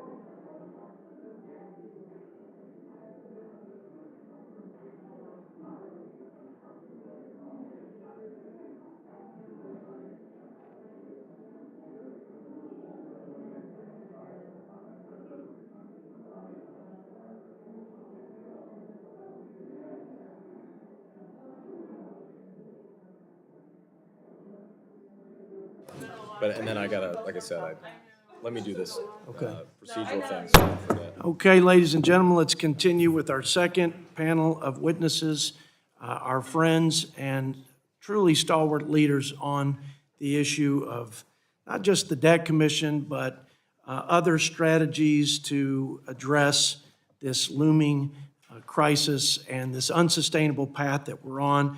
Both of these gentlemen recognize that, and we are all grateful for your leadership. So welcome Senator Manchin, Senator Romney. They together have introduced Senate Bill 3262, which I mentioned earlier, the Fiscal Stability Act of 2023. We want to thank you again for your time today. I know due to scheduling conflicts that we will only have you for a short while, but it's going to be... Stay longer if you want. Well, we want to respect your time, but we want it to be a meaningful experience. So we're going to start with your testimony, and then we're going to ask a couple questions before you have to go back to the upper chamber. So with that, let me yield 5 minutes to Senator Joe Manchin, and again, we appreciate you being here. Thank you, Chairman Arrington and Ranking Member Boyle, for providing me with the opportunity to appear before the House Budget Committee today, and all the members here. I appreciate being here. I'd also like to thank my friend, colleague, Senator Romney, for his dedication to seeking solutions for our nation's fiscal challenges, and thank you to the committee for its steadfast commitment to improving our fiscal health. The Congressional Budget Act of 1974 sets a timeline for Congress to follow when it comes to the budget process. So we have it in law that by April the 15th of each year, Congress must, I'll repeat, must pass a budget resolution. And by September the 30th of each year, Congress must pass all 12 appropriations bills. Unfortunately, it's a timeline without any teeth. On September 30th, 1996, Congress passed all 12 appropriation bills for fiscal year 1997. As the committee is likely aware, the national debt at that time was $5.4 trillion. Today, we spend that much and more in 1 year, and the national debt exceeds $33.7 trillion. On August the 5th of 1997, Congress and President Clinton enacted the Balanced Budget Act of 1997, which was negotiated in a bipartisan way by then White House Chief of Staff Erskine Bowles and then House Budget Committee Chair John Kasich. Among other things, it set enforceable budget caps for fiscal year 1998 through 2002. What followed those bipartisan compromises were balanced budgets and surpluses of more than $550 billion. Unfortunately, the United States of America has not posted a surplus since. Over 22 years in the red. Every year, we spend more than we take in. There have been attempts to get us back on track. In 2010, the Simpson-Bowles Commission published recommendations that would have capped spending at 21% of GDP and reduced debt to 65% of GDP by 2020. Unfortunately, Congress refused to act for political reasons. On August 2011, Congress tried again with the Budget Control Act of 2011, which coupled a debt ceiling increase with a mandate of more than $2 trillion in cuts. Unfortunately, Congress again refused to act for political reasons, blowing through those caps and spending another $1.3 trillion more than we took in. Now it's too late for another warning. In 2011, Standard & Poor's downgraded the U.S. credit rating from a AAA to AA+. In the past few months alone, Fitch has followed suit, and Moody's Corporation is on the brink of its own downgrade. We are the only AAA-rated country in the world that does not have a multi-year fiscal planning process, the only one. We must reverse the catastrophic financial demise of our own making before it's too late. As evident by the chart behind me, in fiscal year 1997, revenues totaled $1.58 trillion and spending totaled $1.6 trillion. Fast forward to 2023, revenues totaled $4.4 trillion, while spending clocked in an astounding $6.13 trillion. Outside the fiscal years during COVID-19 pandemic, 2023 total deficit of $1.7 trillion was the highest in United States history. Let me repeat that. Last year's imbalance between spending and revenue was a record high. Years of fiscal irresponsibility have brought us to the crisis we face today, which is more than $33.75 trillion of national debt. In 2023, we spent more than $650 billion just on interest alone. By 2051, if we maintain this trajectory, the money that the federal government spends on interest to service the debt will be greater than what we spend on anything else, including defense, Social Security, Medicare. This is why Senator Romney and I, along with Senator Sinema, Young, Hickenlooper, Loomis, Warner, Cornyn, Tillis, and Shaheen, equally Democrats, equally Republicans, introduced the Fiscal Stability Act. More than 227 years ago, President George Washington warned. He warned of two things, really. The first thing he warned about is beware of the political parties, for they will usurp the power from the people. The political parties will usurp the power from the people. In his farewell address, he advised also against accumulation of debt, very much concerned. Fast forward to 2011, in one of my first hearings in the Senate, when I came to Washington, then chairman of the Joint Chiefs of Staff was Admiral Mike Mullen. I just came from governor. I didn't know a whole lot about on the national concerns that we had on national level with our defense. The question was asked, what's the greatest threat the United States of America faces? He didn't skip a beat, didn't waste a minute. He says, the national debt, the debt of this nation will take us down before any foreign adversary will take us down with their military might.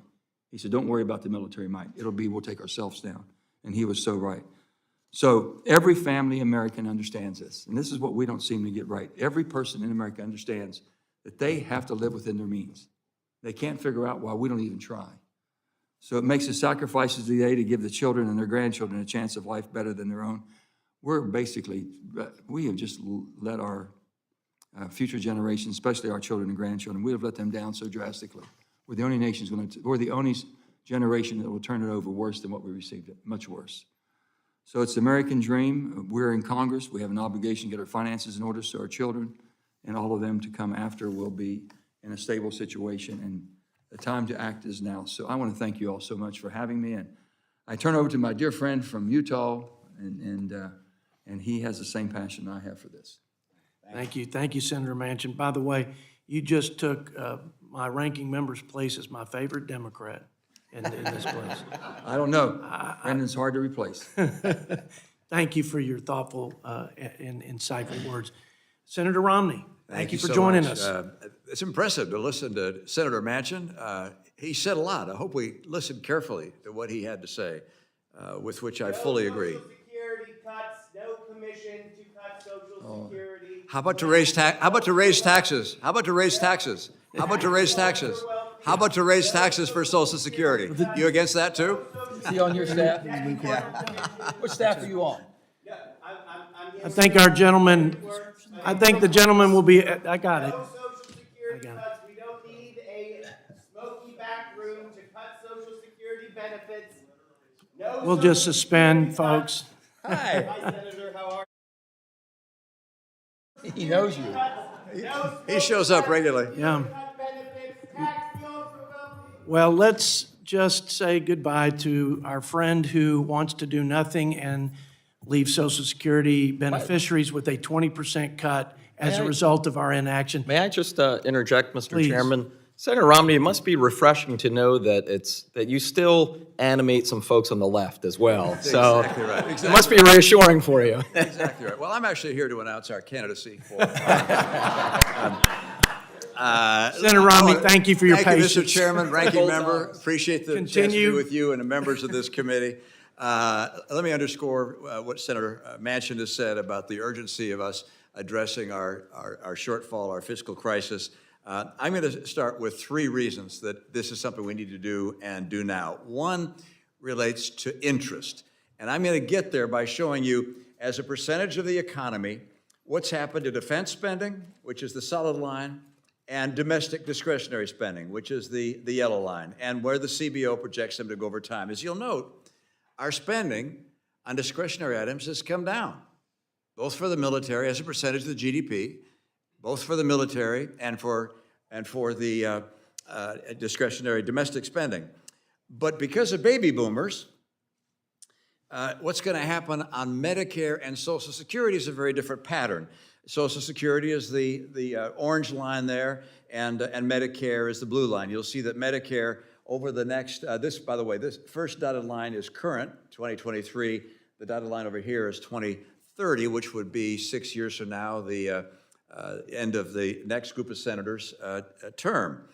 So as you'll see, the pretty dramatic increase, and you'll also note that we haven't yet layered on interest. If we now turn to adding the interest line, here is the interest line.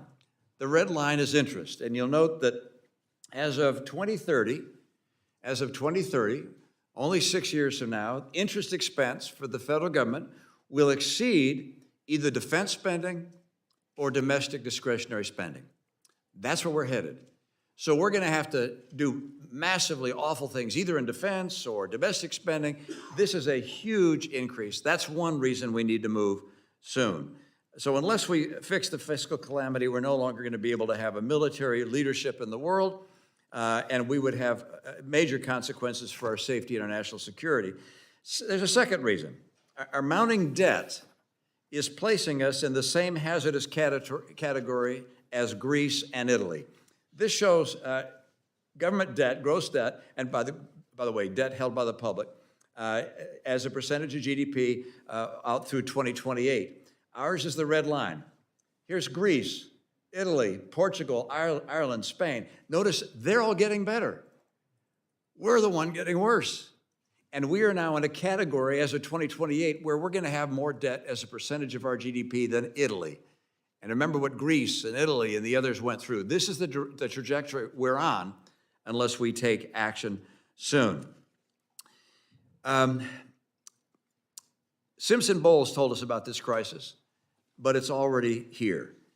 And our legislation has a built-in path to avoid some of the challenges that were associated with the Simpson-Bowles failure to actually reach a conclusion. Let me just mention what they are.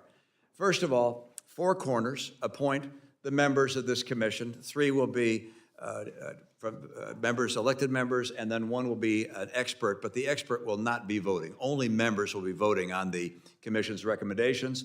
The objective of the commission is to stabilize debt as a share of the GDP. It doesn't talk about any particular program. It just says let's get our debt as a percentage of the GDP at a stable level. And finally, all spending is being considered and everything's on the table.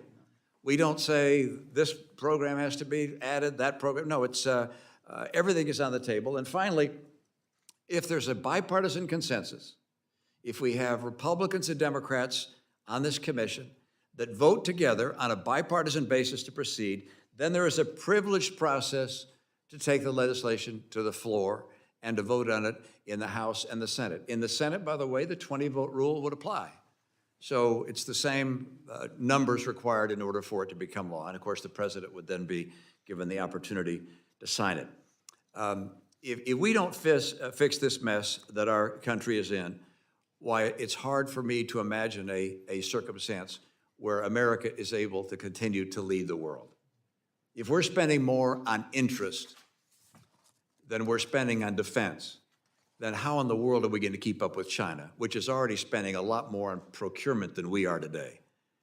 So this is a decision we have. We're either going to be known as a generation that took on tough challenges and solved them, or one that didn't. We all lived in the shadow of the greatest generation.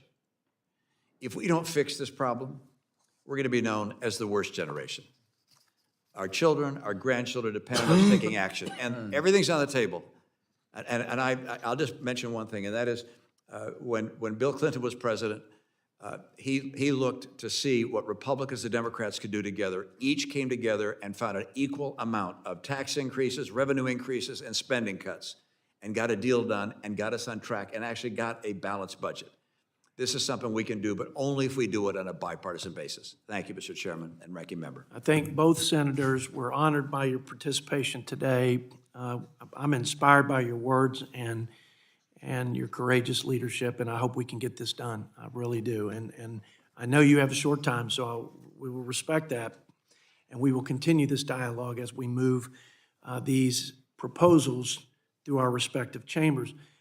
I'm going to ask, because I've done a lot of talking here at this hearing, that my friend, my best friend actually, from Georgia, believe it or not, former Chief Deputy Whip Drew Ferguson, we will yield 3 minutes to you for a line of questioning, and then I will yield to the ranking member. So, Drew?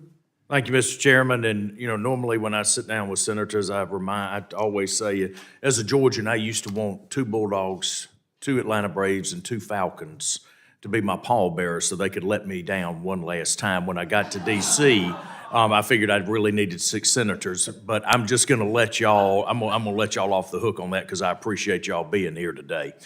Bottom line, we've had a lot of discussion today on, on a lot of topics, mandatory spending, revenues, all of the different things. But, where should, and we've had discussions about where should we be making investments? Is it in our people? Is it in, is it in our systems? Is it in defense? You cannot invest in anything if you're broke, right? And I go back, I'm a process guy. I think if you develop a good process, you learn to love that process, the process will love you back. You develop a good process. And I go back and I look at the one thing that's a common thread through every single person that has pledged to run for Congress and has been elected. And we've all said we want to be fiscally responsible. What's standing in the way of us? It is a horrible budget process. It is a process where there are 50 acceptable pathways to failure and about 1 or 2 acceptable pathways to success. And so I think one of the things that I would love to get y'all's opinion on this is we look ahead. How important is it that not only do we deal with a fiscal commission, as you have advocated, but let's talk about, as part of that, do you see a budget reform process as being part of that? Because we quite candidly, we have a budget process that yields an aspirational document that's really not ultimately tied to appropriations or tied to the authorization, and none of it's tied to the revenue stream. So, Senator Romney, I'd start with you on this. Talk to us a little bit about process reform and how important it is to put a process in place that rewards early success and punishes, and punishes late failure so that Congress is incentivized to do the right thing. I'm not going to disagree with you. I'm not going to disagree. I agree with you that we need to have a budget process which follows the law. And finding teeth to make sure that that budget process is followed is going to be a challenge which this commission can take on, among other things. I would note that I don't think process is sufficient. It's necessary, but not sufficient. And I say that because increasingly people have found we can make things mandatory. Both chambers have said, hey, we can put this outside the budget. We can put it as a mandatory spending item. And now almost 70% of our federal spending is mandatory. It's not part of it. So if we had a perfect budget process, we may do a better job taking out some waste and abuse and excess in our spending, although you saw that as a percentage of the GDP, domestic spending and defense spending is actually going down. Our challenge is we have baby boomers, a lot of us. And we're just recognizing that presents a real fiscal challenge for us, and we're going to have to deal not just with the process of dealing with our budget, but also dealing with the non-budget, if you will, the non-discretionary items of our spending as well. Joe? Mr. Chairman, can I just say one thing very quickly to that? Please. We have the budget on the laws right now, Congressional Budget Act 1974. It sets the timeline. It sets it basically April 15th of each year. We're supposed to basically pass a budget resolution. And then again by September 30th, pass our appropriation bills. No teeth. You've heard about no budget, no pay, and all the different things. We've got to find a way to put teeth to the law we have. And if it's not going to be something as draconian as saying well, no budget, no pay, it makes sense to me. Back in West Virginia, if you don't do your work, you don't get paid. And if you do get paid, you've done your work. Pretty simple. But with that, why not have mandatory cuts if we don't do it on time? That's what could be done. And the bottom line is if we don't, I'm trying to preserve Social Security. I got 400,000 people. Out of 1.7 million people in my state, 400,000 depend on Social Security and Medicare. Social Security is their lifeline. Within 10 years, they're going to have a 20% cut. So if Aunt Mary is getting $1,000 a month now, she's going to open the mail and get $800 and say, what in the hell happened? How come you all cut me? I'm trying to preserve that from happening. That's what we should be talking about. How do you preserve the system, not this? Is he on your staff? Not that I recall. Okay. The guy that was screaming back here. Okay, those people there, they don't want it because, his generation may have to have some adjustments made. But anybody 50 and over, we've been talking about, we're preserving the system that we have. And they're trying to weaponize it is what they're trying to do. Can't let it happen. Yield back. Thank you, Mr. Chairman. Thank you. I thank the gentleman, and now yield as much time as you may take for your line of questions. Thank you, Mr. Chairman, and thank you, Senators, for being here. First, Mr. Chairman, I ask unanimous consent to include the following in the record. Letters to the both of us from the American Federation of Government Employees, the Bipartisan Policy Center, and the National Postal Mail Handlers Union. A letter to all representatives and senators from the AARP, and finally, a letter to all members of Congress from the President and CEO of the National Committee to Preserve Social Security and Medicare. These are all based in West Texas? No. Without objection, so ordered. Good organizations. But, well, thank you again, and very much admire both of your careers in public service. Just a couple points, and then I wanted to give you both the opportunity to address something that my predecessor, who served on one of these commissions that didn't succeed, said when we had a hearing here a couple weeks ago on exactly the same topic. First, I always point out to people, because, you know, sometimes through nostalgia, sort of fairy tales get told about a perfect past that was never so, sadly. Everyone points to the great example in 1983, where President Reagan and Tip O'Neill shook hands and they saved Social Security. That part is true. The part that is often left out is that we were literally just weeks away from Social Security payments being missed. That's how close to the deadline they were. So I point out to people, I have good news and I have bad news. The good news is we have time. Social Security Trust Fund will become insolvent either 2033 or 2034, depending on if you use the CBO figures or the Social Security trustee figures. So we have about a decade. Medicare trust funds become insolvent a little bit before that. So the good news is we have time. The bad news is we have time. And given the way human nature is, given the way Congress tends to act just basically based on deadlines, time in this regard is not our friend. I would also point out that, you gentlemen weren't here for this, but in previous hearings and in the previous panel, where we have 3 different bipartisan sets of representatives with their own commission ideas, which actually are very similar to what you have come up with. Ultimately, regardless of the shape and form of a commission, or if Congress just finally did its job in terms of the legislative process, it ultimately will come down to a decision of either more revenues or cuts or a blend of the two. I have been quite clear, I come down on the side of more revenues. I have a piece of legislation, I've put it right there in writing, what my plan would be to ensure Social Security is there through the year 2100. Sheldon Whitehouse has the companion piece of legislation in the Senate. And I think it's important to keep in mind where the American people are on this issue. According to Navigator polling from this June, when asked about approaches to reducing the deficit, 82% of Americans opted for raising taxes on the top 1% in corporations, including closing tax loopholes, and only 7% opted for cuts to Social Security and Medicare. So the American people are pretty clearly, overwhelmingly, on the more revenue side of this equation as opposed to cuts. Now, finally, I just want to give you the opportunity to respond to something. My predecessor, the chairman of this committee, John Yarmouth, who served on one of these commissions that unfortunately did not succeed, which has been the history of the commissions, the various ones that have existed over the last decade or two. And he said something in his opening statement that I'm just going to read, and I wanted to invite the both of you to comment or point out where you think he may be wrong.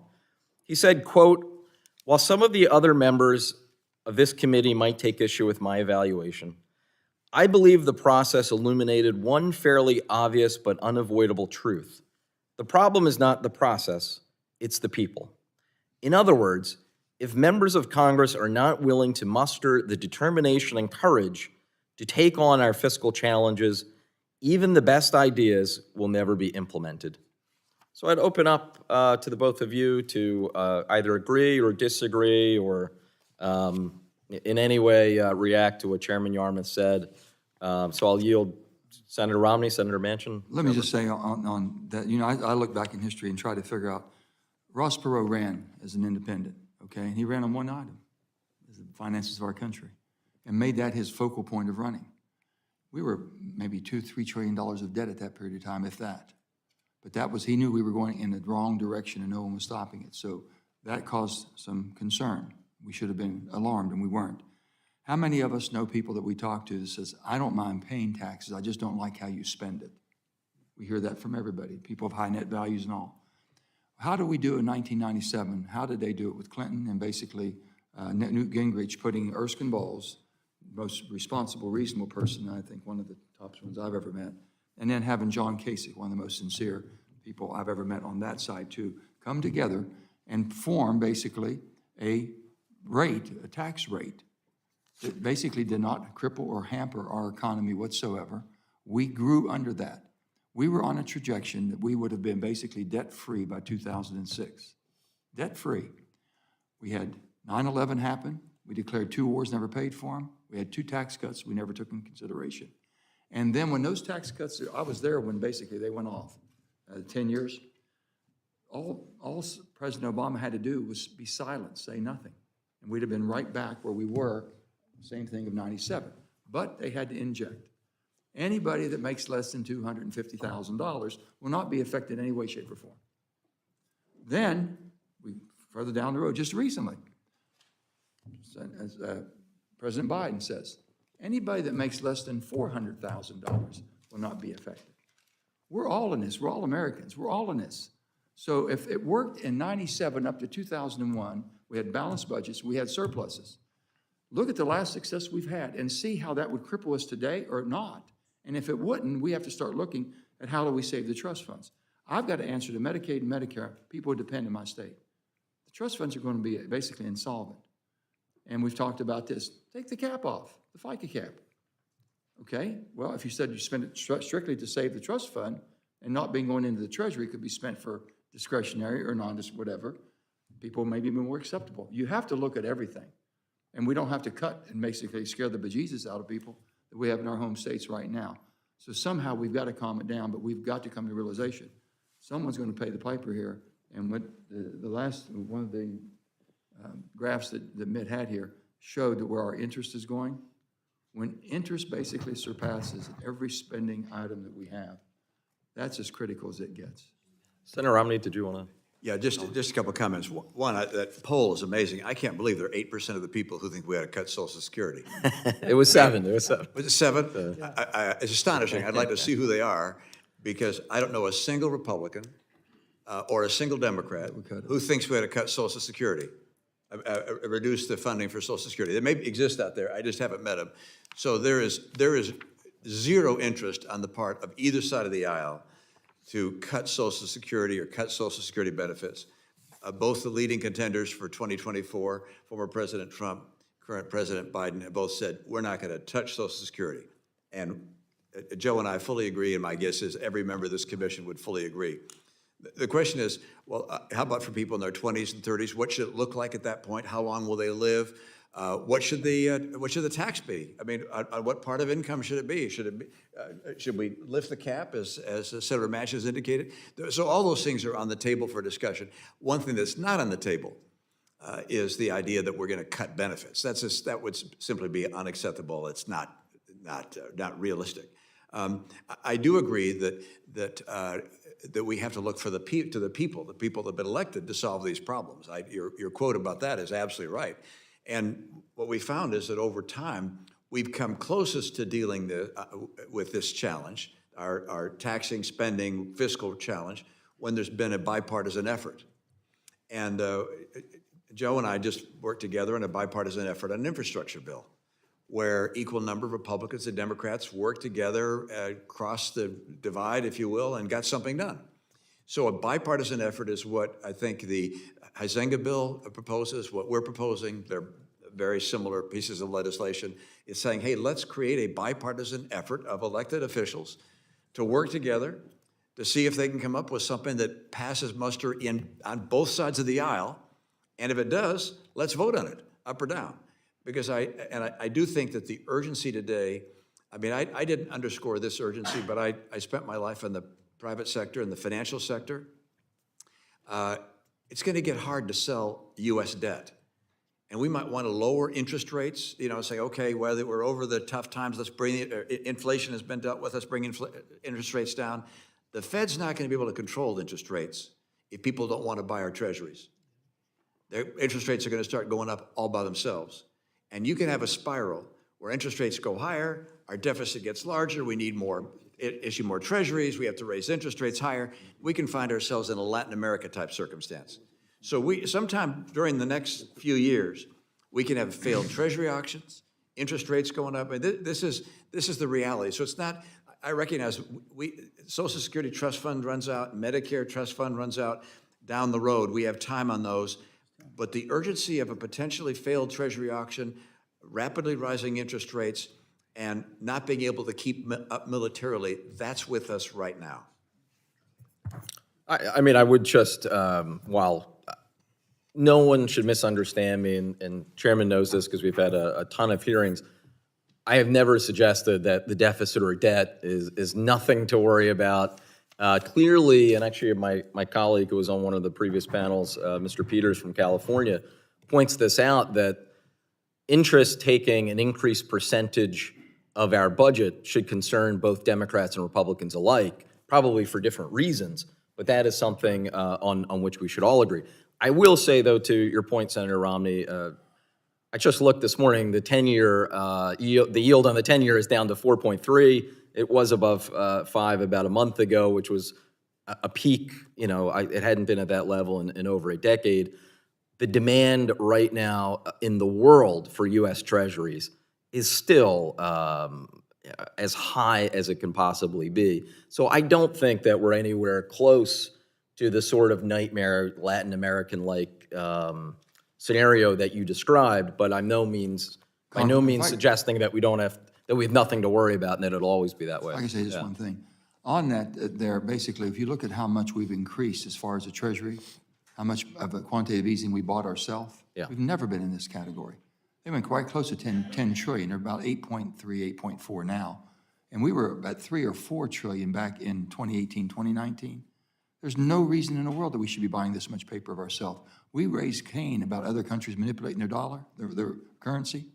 We've been the worst in the world at manipulating our currency. Buying our own paper and having false pretenses of what we have and how strong our demand is. The demand's pretty damn strong if you're competing with us. We're competing with ourselves. That didn't make any sense to me at all. I've said this, that if we don't stop, and I think they've been bringing it down to a certain extent, but not fast enough. But go ahead, I'm sorry. Yeah, no, I just wanted to, I'm sorry, I didn't want to cut you off for you. I'm fine. Rather than I can dispense with my further questions and yield my time to my colleague, Mr. Scott, if he had questions, or if not. So I'll yield a minute or two to Mr. Scott. Let's make it quick, Mr. Scott, just because they've got to get out of here. Okay. But Well, thank you. Well, I just want to make a point about, we've heard about giving credit to Mr. Kasich and President Clinton for that. I was there in 1993. I mean, I think I'm the only one on the committee. In 1993, we passed a budget, 0 Republicans, House or Senate. And when we passed it, when the 218th vote was cast in the House by Marjorie McGuinness-Brzezinski, it wasn't way to go, Marjorie. No, it was bye-bye, Marjorie. She lost her seat, along with a total of 34 Democrats lost their seats, along with the majority, first time in a long time. By 1997, the deficit had already about gone. And so we didn't need a balanced budget amendment. Budget was just about balanced by then. All the political price had been paid. Now, I guess we give credit for George H.W. Bush because he paid a price a couple of years before I got there. But all of that heavy lifting was done in the 1993 budget without a single Republican vote. And then everybody wants to jump on the bandwagon after all the work has been done, after all the political price has been paid, and try to get credit. I did have one question, Senator Romney. I think everybody knows we got a problem. And the solution is, as we've said, revenues and cut spending, or combination of both. You've got all spending, everything on the table. Is that suggesting that there's no revenue as part of the solution? No, meaning all the spending categories, mandatory, non-mandatory, discretionary, all of them are on the table, are all available to look at. And everything's on the table, meaning revenues as well as spending. There are other ideas. There's an arbitrage idea that's been put forward by a couple of senators. So basically all ideas are open. Including revenue? Including revenue, yes. The gentleman's time has expired. I think it's a good question. Could I just make one last quick question? Ranking member said we've got time. The more time we take, the more expensive it gets. Thank you. Couldn't agree more. Boy, I've got all kinds of good counsel over here. Listen, we can all talk about this all day because we care about it, and we just want to find a path to success for the sake of the generations of Americans. I love what you said. I couldn't say it more poignantly and eloquently. People are counting on us to lead and make sacrifices and make tough decisions, and we may be the only generation that fails to do that. The American spirit, the American way of putting the interest of the country before our political interest, that's really what this boils down to. Can this commission help facilitate that courage and getting to those decisions? I think we got to give everything a shot. Mr. Chairman, What's happening now doesn't seem to be working. if I may say this, we have two bipartisan bills. You have one on your side. Yes, sir. With Congressman Peters and Congressman Heinzinger. Yes. We have ours with bipartisan support. We have enough members who aren't returning. They've decided to take a hiatus, okay? There's enough people here that'll bite the bullet. Yes. There's enough people that'll bite the bullet, do the right thing. It's a small price to pay for our country. Amen. We are we've never been in this condition before. We have never come close to this. So we got to figure out how we can do this, put the right people on that aren't afraid to do something right. And I think it'll be the most rewarding thing we do for our country. Well said. And one last point. We've got to sound the alarm because we've been sleepwalking off the fiscal cliff, and we're numb to the trillions of dollars in the young people. They're especially numb to it because to date, we've had the reserve currency. We still have it to date, but when the dominoes start falling, it's hard to put all the pieces together again, right? So at a minimum, this commission can sound the alarm and have a national campaign to tell the American people and generations of Americans what's going to happen if they don't put pressure on us to have the political will to do the right thing for them. So with that, any last word, and then we'll call this. The only thing I would say, go ahead. I'm good. The only thing I would say on that is if the people in America know what would happen to the United States of America if we do not maintain the reserve currency of the world, if they know what a factor that is and what it plays into our national defense, God help us. God help us. You want to raise the alarm, that's the one. We're gonna sell our treasuries as long as we're the reserve currency of the world. But a famous person in a wonderful book once said, in terms of going bankrupt, first you go slowly and then you go suddenly. Yes. And so this is something we're going to have to deal with at some point. I hope it's not real soon, but we have to deal with, and we need to be responsible enough. And we were elected to deal with the challenges we face. This is clearly one of them. Thank you, Mr. Thank you for Chairman. being generous with your time. I appreciate all the comments. This concludes today's hearing. And with that, this committee stands adjourned.